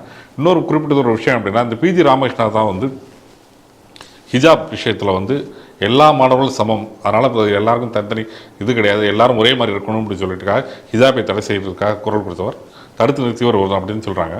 இந்த செய்தி நீங்கள் எப்படி பார்க்குறீங்க? ஒரு நபர் கல்லூரியினுடைய ஒரு ரூல்ஸை வந்து நிறுவியிருக்கிறார். அப்படி நிறுவினவருக்கு இன்றைக்கி விருது வந்து வழங்கிறதுக்கு, அதாவது அதுக்கு நிறுத்தி வைக்கப்பட்டிருக்கிறது விருது வழங்காமல்.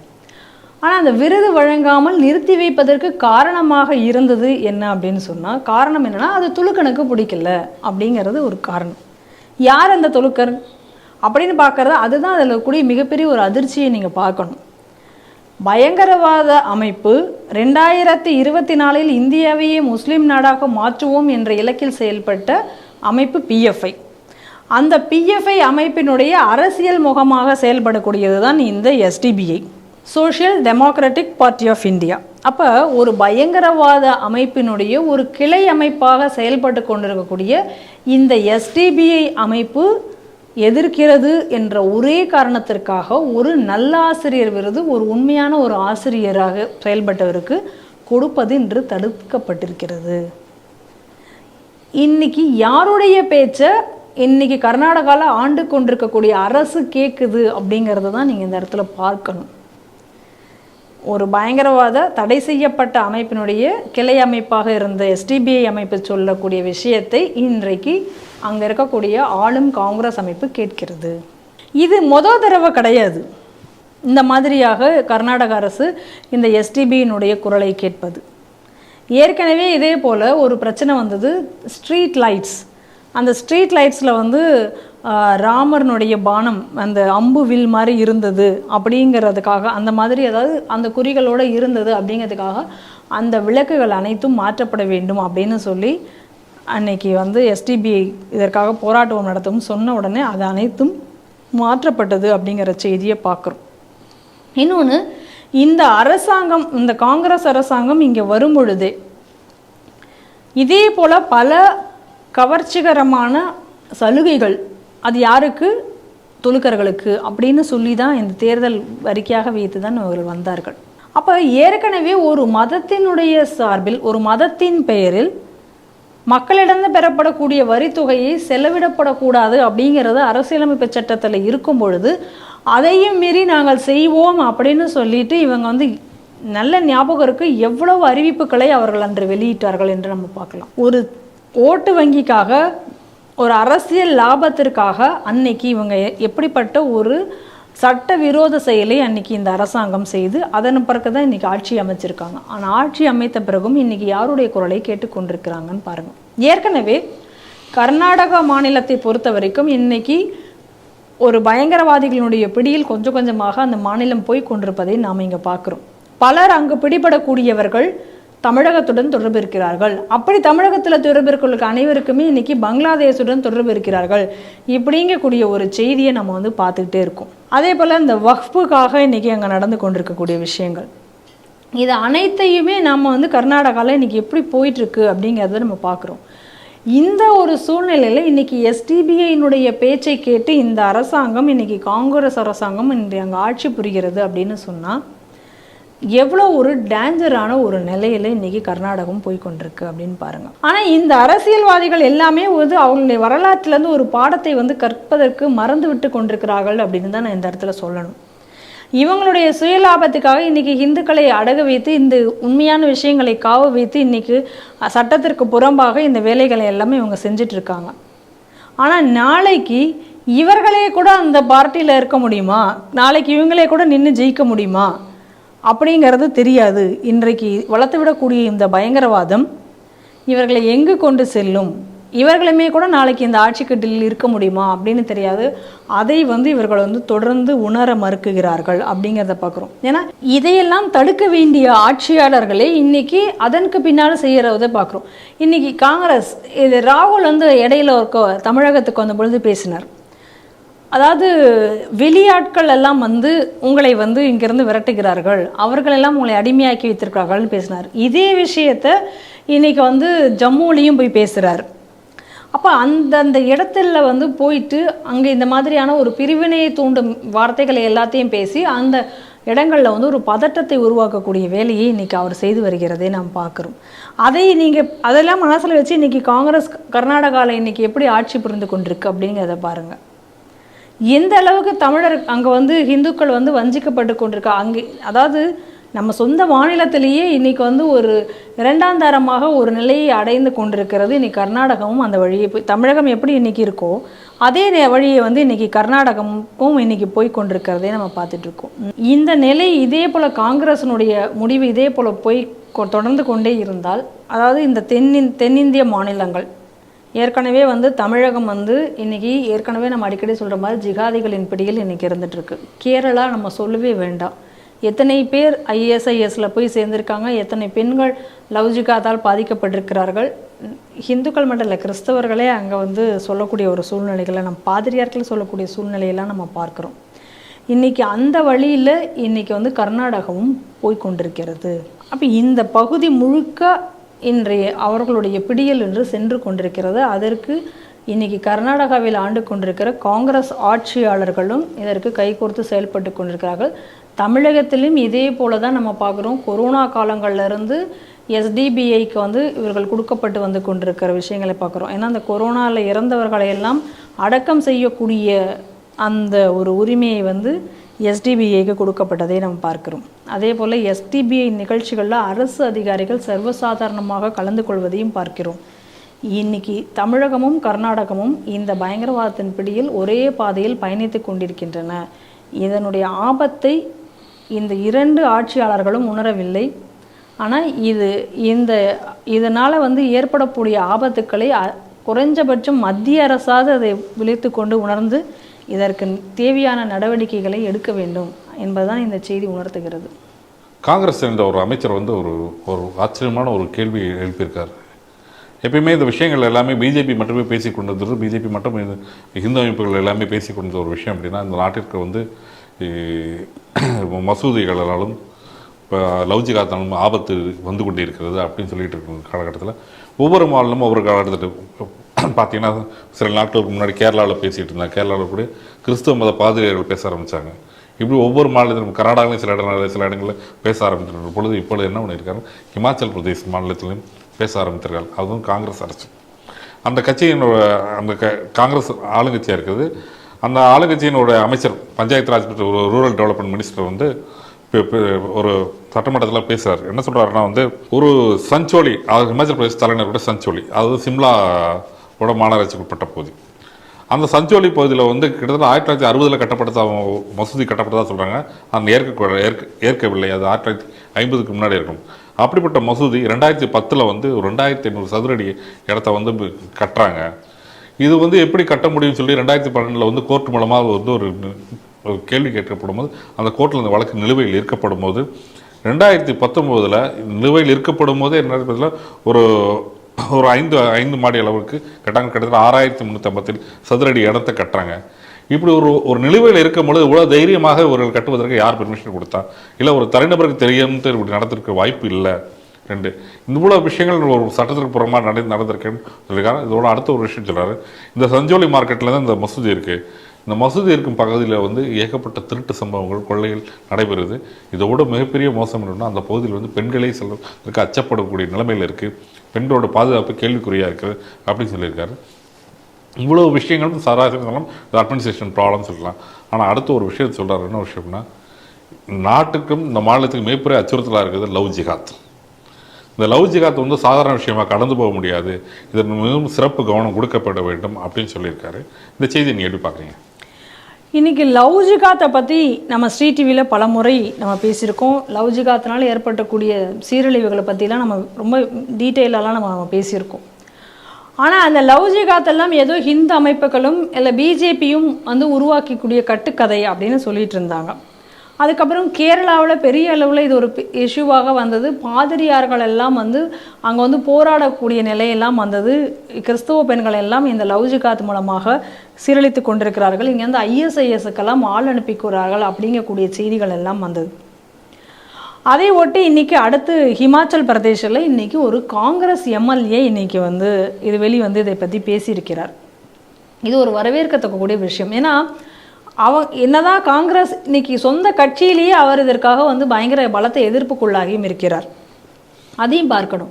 ஆனால் அதையெல்லாம் மீறி அவரால் வந்து இனிமேலும் இந்த உண்மையை நான் பேசாமல் இருக்க முடியாது அப்படின்னு சொல்லி அந்த நிலையில தான் வந்து பேசியிருக்காருன்றதான் தோன்றுகிறது. ஏன்னா நீங்கள் யோசிச்சு பாருங்கள், தன்னுடைய சொந்த கட்சியில் இன்றைக்கி ராகுல் வந்து மைனாரிட்டிகள் எல்லாம் தாக்குகிறார்கள்னு கட்சி தலைவர் வந்து இன்றைக்கி ஒரு பக்கம் புலம்பிட்டு இருக்கார்.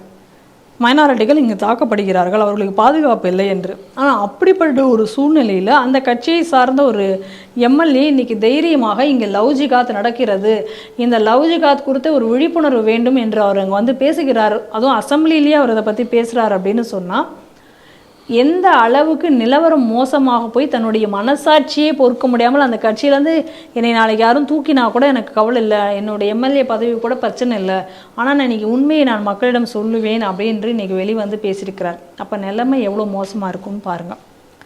ரெண்டாவது நீங்கள் சொன்னீங்க அந்த மசூதியை பற்றின ஒரு விஷயம். இவங்களுக்கு சட்டவிரோதம் அப்படிங்கிறது, ஏன்னா இந்த நாட்டினுடைய சட்டத்தை மதிக்கக்கூடாதுங்கிறது தானே இவங்க. ஏன்னா இவங்களை பொறுத்த வரைக்கும் இவங்க என்ன நினைக்கிறாங்கன்னா, இவங்களுடைய ஷரியா லா தான் இவங்களுக்கு சரி, மற்றபடி இந்திய சட்டத்தை அவங்க என்றைக்கும் மதித்ததாகவே நமக்கு தெரியல. இந்த மாதிரியான சட்டவிரோத மசூதிங்கிறது தமிழகத்திலையும் சர்வசாதாரணமாகத்தானே இன்னைக்கு இருக்குது. இன்றைக்கி பாருங்கள், எத்தனையோ வருஷத்துக்கு முன்னாடி இதே போல் இப்போ திருப்பூரில் கட்டப்பட்ட ஒரு பள்ளிவாசல், அது சட்டவிரோதம்னு சொல்லி அதை வந்து அகற்றணும்னு சொல்லி கோர்ட்டே தீர்ப்பு சொல்லிச்சு. ஆனால் அதை அகற்ற விடாமல் எவ்வளோ போராட்டங்களை நடத்துனாங்கன்னு பார்க்குறோம். இந்த மாதிரி பல இடங்களில் வந்து அதுக்கான அப்ரூவல் இருக்கா அதை பற்றிலாம் ஒன்றும் தெரியாது. அவங்க வந்து எங்கே கட்டலாம் அதை பற்றியெல்லாம் கவலை இல்லாமல் ஒரு இடத்த கட்டிடுறது. அதுக்கப்புறம் நாங்கள் இந்த இடத்துல கட்டியாச்சு, இதை நாங்கள் வந்து இதில் வந்து வெளியே வர மாட்டோம்னு சொல்லி அங்கே வந்து கூட்டமாக கூடி போராட்டம் நடத்துவது. அப்போ ஒரு சட்டம் ஒழுங்குக்கு பயந்து அந்த இடத்துல வந்து அதை மறுதராக அதை எதுவுமே ப்ரொசீட் பண்ணாமல் அப்படியே அந்த மசூதி அங்கே அப்படியே தொடரும். இது நம்ம காலமாக பார்த்து கொண்டிருக்கிறது. அதே போல் ஒரு சம்பவம் தான் இன்றைக்கி ஹிமாச்சல் பிரதேசத்திலையும் நடக்கிறது. எப்படி கொஞ்சம் கொஞ்சமாக அந்த இடத்த என்க்ரோச் பண்ணியிருக்காங்க அப்படிங்கிறதையும் அவங்க தெளிவாக சொல்லியிருக்கார் அவர். அப்போ இதே போல தான் பாருங்களேன், இங்கே இப்போ திடீர்னு வந்து திருச்செந்துறை கிராமம் முழுவதும் வக்ஃப் போர்டுக்கு சொந்தம், இதுவும் வக்ஃப் போர்டுக்கு சொந்தமாக இந்த லேண்டும் அப்படின்னு அவங்க சொல்கிறாங்க. ஆனால் அது கவர்மெண்ட்டோட நிலம் அப்படின்றும் சொல்லப்படுகிறது. அதை பற்றின சரியான ஒரு இதுவும் இல்லாமல் இருக்குது. இங்கேயும் அதே போல் பாருங்கள், திருச்செந்துறை கிராமம் முழுவதும் வக்ஃப் போர்டுக்கு சொந்தம். கோவில் இருக்கிறது உண்மைதானா, ஆனால் அது வக்ஃப் போர்டு இடத்துல அந்த கோவில் இருக்கான். எத்தனையோ வருஷ கணக்குக்கு முன்னாடி, இன்னும் இவங்களுடைய இன்வேஷனுக்கெல்லாம் முன்னாடியே இருக்கிற கோவில். ஆனால் இந்த கோவிலுக்கு வந்து நிலம் வந்து வக்ஃப் போர்டு கொடுத்து தான். ஏதாவது ஒரு கணக்கு இருக்கா பார்த்தீங்களா? அந்த மாதிரி இவங்க வந்து பல பவானிக்கு பக்கத்தில் அப்படி தான் ஒரு கிராமத்தை வக்ஃப் போர்டுக்கு சொந்தம்னாங்க. இப்போ கூட ஏதோ ஒரு இடங்களை வந்து வக்ஃப் போர்டுக்கு சொந்தம் அப்படின்னாங்க. இப்படி வக்ஃப் போர்டுக்கு சொந்தம் என்கிற பேரில் இங்கே ஒரு லேண்டு ஜிகாத்தியை தமிழகத்தில் நடத்திட்டு இருக்கிறத நம்ம பார்க்குறோம். அந்த வக்ஃப் போர்டு நிலங்களை எல்லாம் யார் இன்றைக்கு அபகரித்து வைத்திருக்கிறார்கள், அதன் மூலமாக என்னெல்லாம் நடக்குது அப்படிங்கிறதையும் கூட நம்ம சமீபத்தில் பார்த்தோம். அதனால தான் இந்த வக்ஃப் போர்டுக்கு திருத்த சட்டம் வந்த பொழுது இவர்கள் அதை எல்லாத்தையும் எதிர்க்கிறார்கள் என்ற செய்திகளையும் நம்ம பார்த்துட்டு இருக்கோம் தொடர்ந்து. அந்த நிலையில தான் இன்றைக்கி இவர் இதை குறித்து எல்லாம் பேசியிருக்காரு. இதே சம்பவம் தான் இன்றைக்கி ஹிமாச்சல் பிரதேஷ்லையும் நடந்திருக்கு. இன்றைக்கி இதே சம்பவம் தான் இனி மற்ற மாநிலங்கள்லையும் அங்கங்கேருந்து நடந்து கொண்டு இருக்கிறது அப்படிங்கிறத பார்க்குறோம். இது லவ் ஜிகாத். இப்போ கூட வந்து தமிழகத்தை நம்ம எடுத்துட்டோம்னா வேலூரில் 2 லவ் ஜிகாத் சம்பவம் நடந்தது. இதே ஸ்ரீ டிவியில் நம்ம செய்தியாகவே நம்ம அதை பண்ணோம். இப்படி வந்து கன்வெர்ட் பண்ணியிருக்காங்க சேம் பேட்டர்னில். 2014 ஹிந்து முன்னணியுடைய ஆவணப்படத்தில் லவ் ஜிகாத் நடைபெறுகிறது. அந்த லவ் ஜிகாத்தை எப்படி இவர்கள் அரங்கேற்றுகிறார்கள் அப்படின்னு சொல்லி அந்த பேட்டர்னையும் அந்த ஆவணப்படம் தெளிவாக வெளியிட்டது. அதே பேட்டர்னில் தான் இன்றைக்கி வேலூரில் நடந்திருக்கக்கூடிய லவ் ஜிகாத்திலையும் அதே பேட்டர்ன் தான் நடந்திருக்கு. அதே போன்ற ஆவணங்களை தான் அவர்கள் அன்றும் தயாரித்திருக்கிறார்கள். இன்றும் அதே போன்ற ஆவணங்கள் தான். ஒரே நாளில் அந்த பொண்ணு மதம் மாறும். அதற்கு மதம் மாறின உடனே அதற்கு அந்த பெண்ணினுடைய கார்டியனாக ஒருத்தர் வருவார். அப்புறம் அவரை வைத்து வந்து ஒரு திருமணத்திற்கான ஒரு அந்த மதம் என்னோட மனம் வந்து நான் மதம் மாறுகிறேன்னு அந்த பொண்ணு அஃபிடவிட் போடும். என்னுடைய கேள்வி என்ன அப்படின்னா, நீங்கள் தானே வந்து ஒரு காதல் அப்படின்னா மதம் கடந்தது, ஜாதி கடந்தது, எல்லாம் கடந்தது தான் அந்த காதல் அப்படின்னு நீங்கள் காதலுக்கு ஒரு விளக்கம் நீங்கள் கொடுக்கும் பொழுது அது ஒரு உண்மையான காதலாக இருக்கக்கூடிய பட்சத்தில் ஏன் வந்து அந்த பெண் மதம் மாற வேண்டும் என்று ஒரு கட்டாயப்படுத்தப்படுகிறார்கள்? இப்போ சமீபத்தில் ஒரு செய்தி பார்த்தோம். ஒரு இந்து பெண்ணை ஒரு துலுக்கன் கல்யாணம் பண்ணிட்டா அவங்கள ஜமாத்தில் வந்து கூப்பிட்டுருந்தாங்க விசாரிக்கிறதுக்கு. அப்போ அந்த ஹிந்து பெண் வந்து ஹிஜாப் போடாமல் போனதற்காக அந்த பெண்ணுக்கு தண்டனை கொடுத்த சம்பவத்தை நம்ம இப்போ பார்த்தோம். எதுக்கு?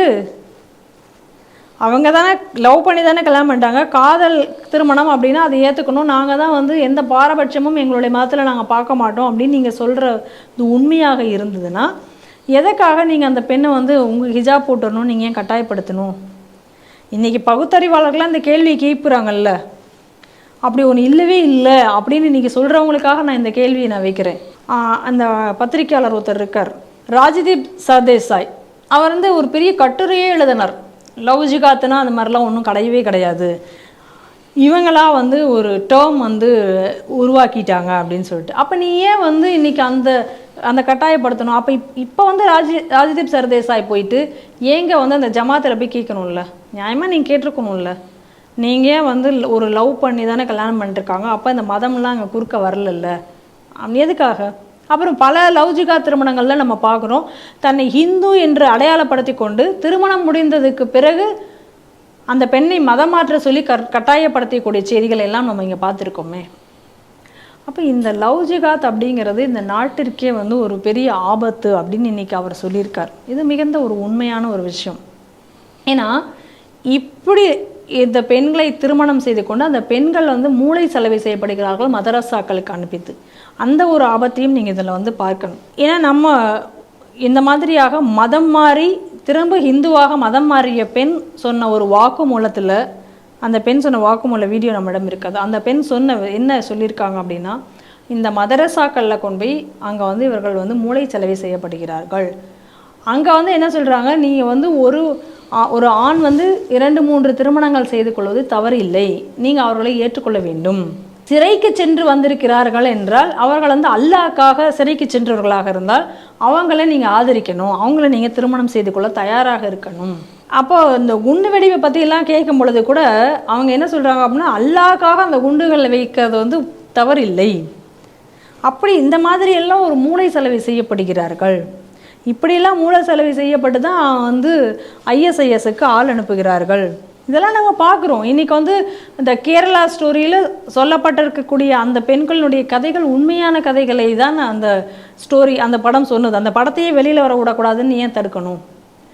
இந்த காட்சிகள் எல்லாம் உண்மை இல்லை அப்படின்னு சொன்னால் ஏன் நீங்கள் அதை வந்து அதில் எங்கேயுமே சொல்லலையே? நீங்கள் அது வந்து வெளிநாட்டிலேருந்து வரக்கூடிய ஒரு பயங்கரவாதத்தை பற்றி தான் அவங்க சொல்லியிருக்காங்க. லோக்கல் இதை பற்றி பேசவே கூட இல்லை அந்த படத்தில்.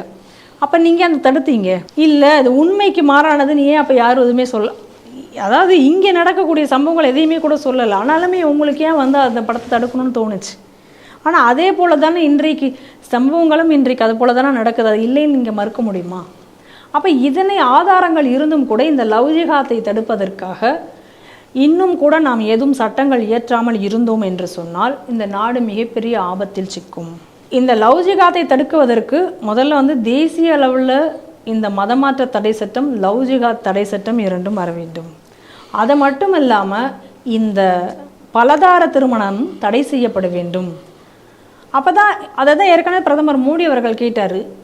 எல்லாரும் ஒரே நாட்டில் இருக்கும், எல்லாரும் நீங்கள் ஒன்றா தான் பார்க்கணும் அப்படின்னு சொல்லக்கூடிய நாட்டில் எதற்காக வெவ்வேறு சட்டங்கள் தேவை இருக்க வேண்டும்? ஒரே சட்டம் தானே இருக்கணும். அதனால தான் பொது சிவில் சட்டம் கொண்டு வரணும் அப்படின்னு அவர் சொல்கிறார்.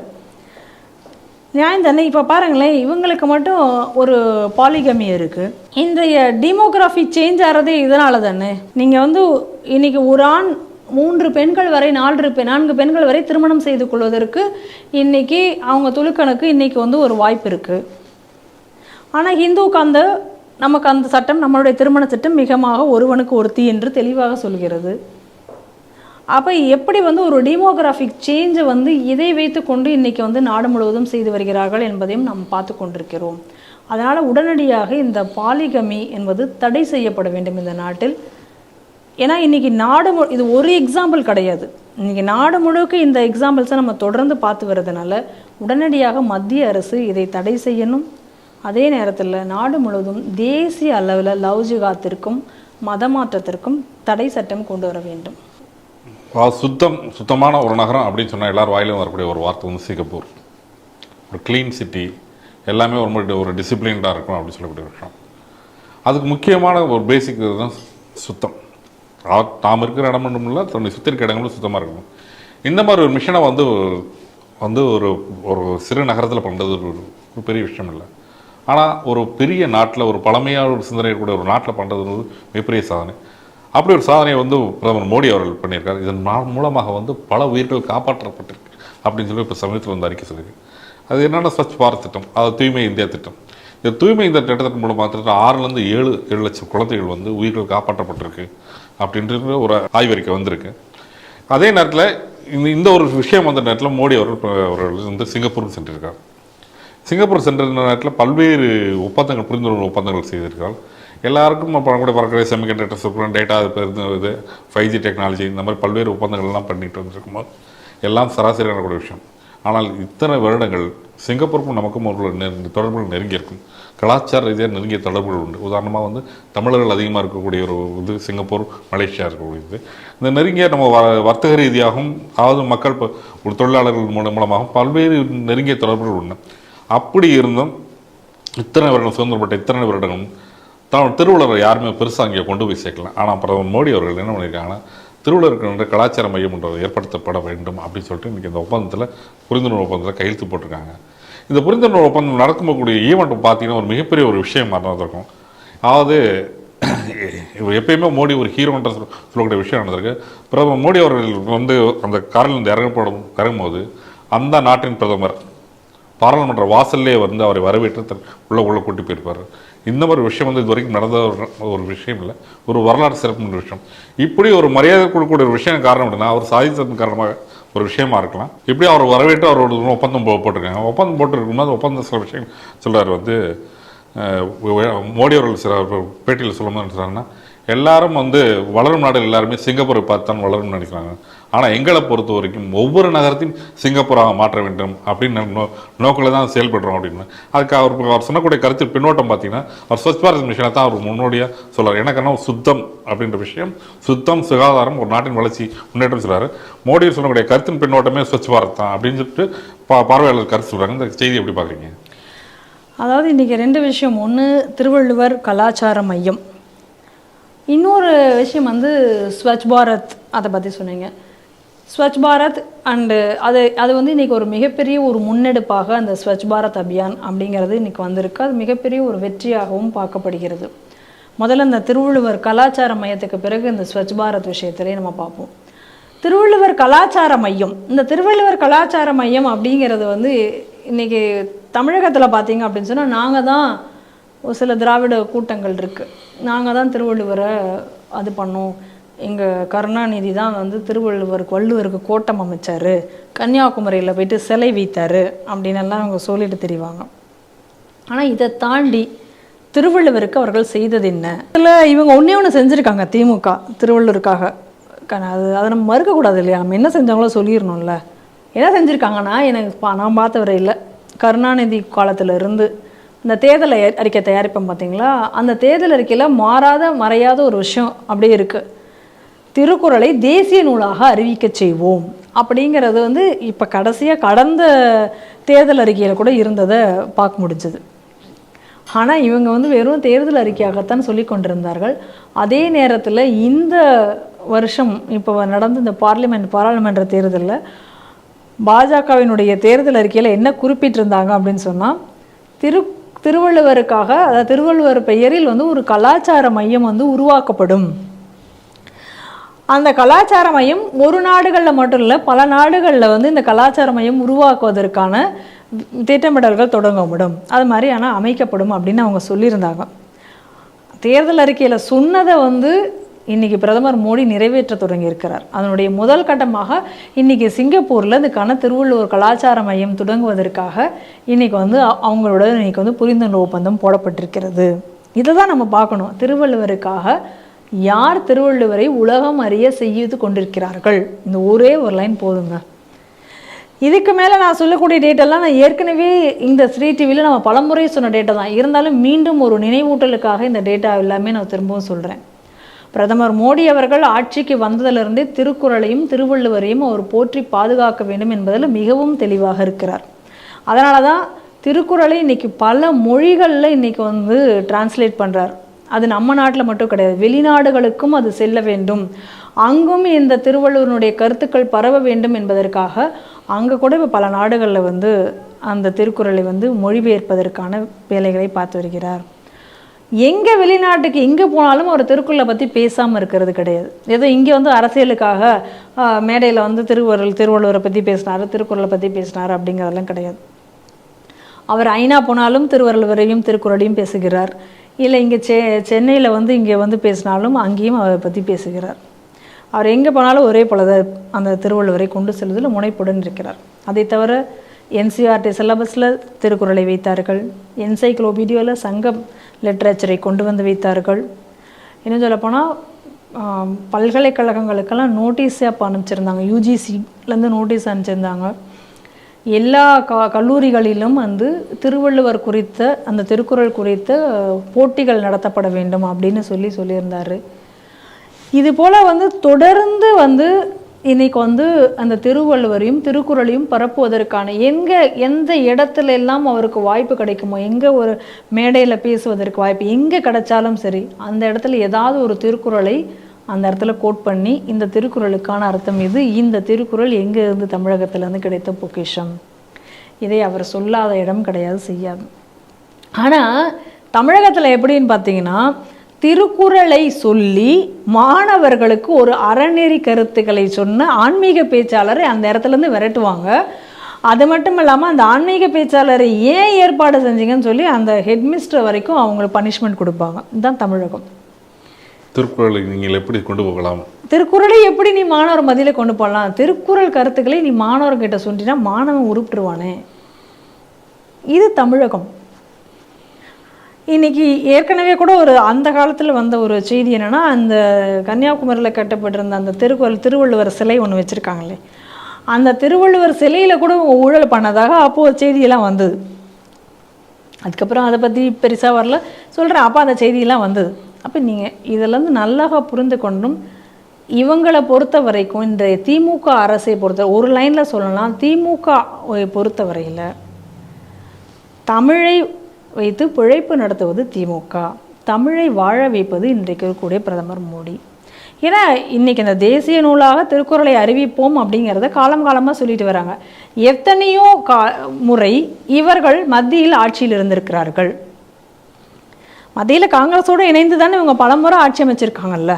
அப்போல்லாம் இதை செஞ்சுருக்கலாமே, ஏன் இதை எதையுமே செய்யலையே? இந்த நீங்கள் சொன்ன மாதிரி இந்த திருவள்ளுவர் கலாச்சார மையத்தை என்றைக்கோ கொண்டு வந்திருக்க முடியுமே, ஏன் செய்யவில்லை? அதனால் தமிழை வாழ வைப்பது பிரதமர் மோடி அவர்கள், தமிழால் வாழ்வது திமுக அப்படிங்கிறத மட்டும்தான் நம்ம இதில் புரிஞ்சுக்கணும். அதுக்கு அடுத்ததாக நீங்கள் இதை ஒட்டியே நீங்கள் இன்னொரு விஷயம் சொன்னீங்க, ஸ்வச் பாரத் அபியான். பிரதமர் மோடி அவர்கள் வந்தோடனே எடுத்த அவங்க வந்தோடனே ஆரம்பித்த முதல் முன்னெடுப்பு மிகப்பெரிய ஒரு திட்டம் இந்த ஸ்வச் பாரத் அபியான் திட்டம் அப்படிங்கிறது. இன்றைக்கி இந்த ஸ்வச் பாரத் அபியான் திட்டத்தினால என்ன நன்மைகள் நடந்திருக்கு அப்படின்னு சொல்லிட்டு இன்றைக்கி ஒரு ஆய்வு அறிக்கை வந்திருக்கு. அந்த ஆய்வு அறிக்கையில் வந்துக்கூடிய சில முக்கியமான விஷயங்களை மட்டும் நான் இங்கே சொல்கிறேன் பாருங்கள். கிட்டத்தட்ட வருடத்திற்கு 60,000 70,000 குழந்தைகளுடைய உயிர்கள் காக்கப்படுகின்றன இந்த ஸ்வச் பாரத்தினால் இப்போ காக்கப்பட்டிருக்கிறது. அப்படின்னா யோசிச்சு பாருங்கள், 60,000 70,000 குழந்தைகளுடைய உயிர்கள் சின்ன ஒரு நம்பர் கிடையாது நாடு முழுவதும். இன்னும் சொல்லப்போனால் இன்ஃபேண்ட் மார்டாலிட்டி ரேட் மிகவும் குறைந்திருக்கிறது. இதனால் ஒரு 30% ஸ்வச் பாரத் அபியான் ஒரு மாவட்டத்தில் நிறைவேற இருந்ததுன்னா அதனாலேயே என்ன நடந்திருக்குன்னா 5.3% அந்த பகுதியில் இன்ஃபேண்ட் மார்டாலிட்டி ரேட் குறைஞ்சிருக்கிறது. அதே போல் 5 வயதுக்கு கீழே இருக்கக்கூடிய குழந்தைகளுடைய மரணம் 6.8% குறைஞ்சிருக்கு. அப்படின்னா இன்றைக்கி இதுக்கு முன்னாடி எவ்வளோ இருந்திருக்கும் அப்படின்னு பாருங்கள். அது மட்டும் இல்லாமல் நீங்கள் இப்போ உத்தரப்பிரதேசம் இந்த மாதிரி மாநிலங்கள்லாம் நீங்கள் பார்த்தீங்க அப்படின்னு சொன்னால் இந்த டாய்லெட் வசதி இல்லாததுனால பெண்களுக்கு எவ்வளோ சிரமத்தை அவர்கள் அனுபவித்திருக்கிறார்கள். அதே போல் இதனால் பல தொற்று நோய்களுக்கு ஆளாகி அந்த தொற்றுனாலேயே இறந்த டயாரியா அந்த மாதிரியான தொற்று நோய்கள், இந்த தொற்று நோயினால பல இறப்புகள் ஏற்பட்டிருக்கின்றன. அதே போல் காலரா ஒரு மிகப்பெரிய ஒரு கொடூரமான ஒரு வியாதியாக இருந்தது. அதனால் ஏற்பட்டக்கூடிய உயிரிழப்புகள் அப்படிங்கிறது எத்தனையோ பேர் உயிரிழந்திருக்கிறார்கள். அவைகளெல்லாம் இன்றைக்கு இது தடுக்கப்பட்டிருக்கு. இந்த ஸ்வச் பாரத் அபியான் என்பது பெண்களுக்கு மிகப்பெரிய ஒரு வரப்பிரசாதமாக அமைஞ்சிருக்கு. ஒரு பக்கம் அவர்களுடைய உயிர்கள் பாதுகாக்கப்பட்டது, இன்னும் சொல்லப்போனால் குழந்தைகள் உயிர்கள் காக்கப்பட்டது அப்படின்னாலும் இன்னொன்று பெண்களுக்கு ஒரு மிகப்பெரிய பாதுகாப்பாகவும் இந்த ஸ்வச் பாரத் திட்டம் அப்படிங்கிறது அமைஞ்சது. ஏன்னா காடுகளில் மலைப்பான பகுதிகளில் வசிக்கக்கூடிய பெண்கள் வெளியில் போய் தான் நீங்கள் போகணும் அப்படிங்கக்கூடிய ஒரு சூழ்நிலை இருக்கக்கூடிய நேரத்தில் அவர்களுடைய பாதுகாப்பு என்பது மிகப்பெரிய ஒரு கேள்விக்குறியாகவுமே இருந்தது. அதெல்லாம் இன்றைக்கு தடுக்கப்பட்டிருக்கிறது. ஏதாவது ஒரு சொல்லணும் அப்படின்னு சொன்னால், இந்த திட்டத்தை பற்றி நம்ம ஒரு சிம்பிளாக ஒரு லைனில் சொல்லணும் அப்படின்னு சொன்னால், இந்த திட்டம் இன்றைக்கி நம்ம நாட்டு மக்கள் அனைவருக்குமே ஒரு குலதெய்வமாக இந்த ஒரு திட்டம் இன்றைக்கி அமைஞ்சிருக்கு. ஏன்னா அத்தனை உயிர்களை பாதுகாத்திருக்கு. ஏன்னா குலத்தை காக்கக்கூடியது தான் குலதெய்வம் இல்லையா? அப்படி ஒரு குலத்தையே காமிக்கிறது அப்படின்னா இந்த திட்டமே ஒரு குலதெய்வமாக அனைவரையும் காத்திருக்கிறது என்று தான் சொல்லணும். அப்படிப்பட்ட ஒரு திட்டத்துக்கு வந்து ஏன்னா இந்த ஸ்வச் பாரத் திட்டம் வந்தபோது எல்லாரும் இந்த நாட்டில் வந்து கேலி பண்ணாங்க. இதே ஸ்வச் பாரத் திட்டம் காங்கிரஸ் ஆட்சியிலும் கூட இருந்தது. ஆனால் அமல்படுத்துவதில் தான் உள்ள வித்தியாசம். திட்டங்கள் என்னமோ அப்பயும் தான் இருந்தது, நாங்கள் தான் அப்போ சொல்லலாம் திட்டம் அவர்கள் இருக்கும் பொழுது இருந்தது. ஆனால் அதுக்காக ஒரு மிகப்பெரிய ஒரு முன்னெடுப்பை எடுத்து அதற்கு ஒரு பெரிய ஒரு மிஷனாகவே அதை நடத்தினார். அந்த ஒரு அதை வந்து செய்தது வந்து பிரதமர் மோடி அவர்கள் தான். அதை இந்த திட்டத்தை மிகப்பெரிய அளவில் இன்றைக்கி வெற்றிகரமாக செய்ததை நாம் பார்க்கிறோம். அதனால் இந்த நாடு, இந்த நாட்டில் உள்ள மக்கள் அவர்களுக்கு மேலே இருக்கக்கூடிய அக்கறை, எப்படி வந்து ஒரு அரசாட்சி இருக்க வேண்டும் அப்படி என்பதை திருக்குறளில் இன்றைய சொன்னதோ, பாரதியாருடைய கனவாக இருந்ததோ, அதை இன்றைக்கு பிரதமர் மோடி அவர்கள் நிறைவேற்றி வருகிறார் என்பதில் எல்லளவும் ஐயமில்லை. நன்றி மேடம். நன்றி. இத்துடன் செய்திகள் இந்த நிகழ்ச்சி நிறைவடைந்து மீண்டும் அடுத்த ஒரு நிகழ்ச்சியை சந்திப்போம். நன்றி, வணக்கம், ஜெய்ஹிந்த். ஜெய்ஹிந்த்.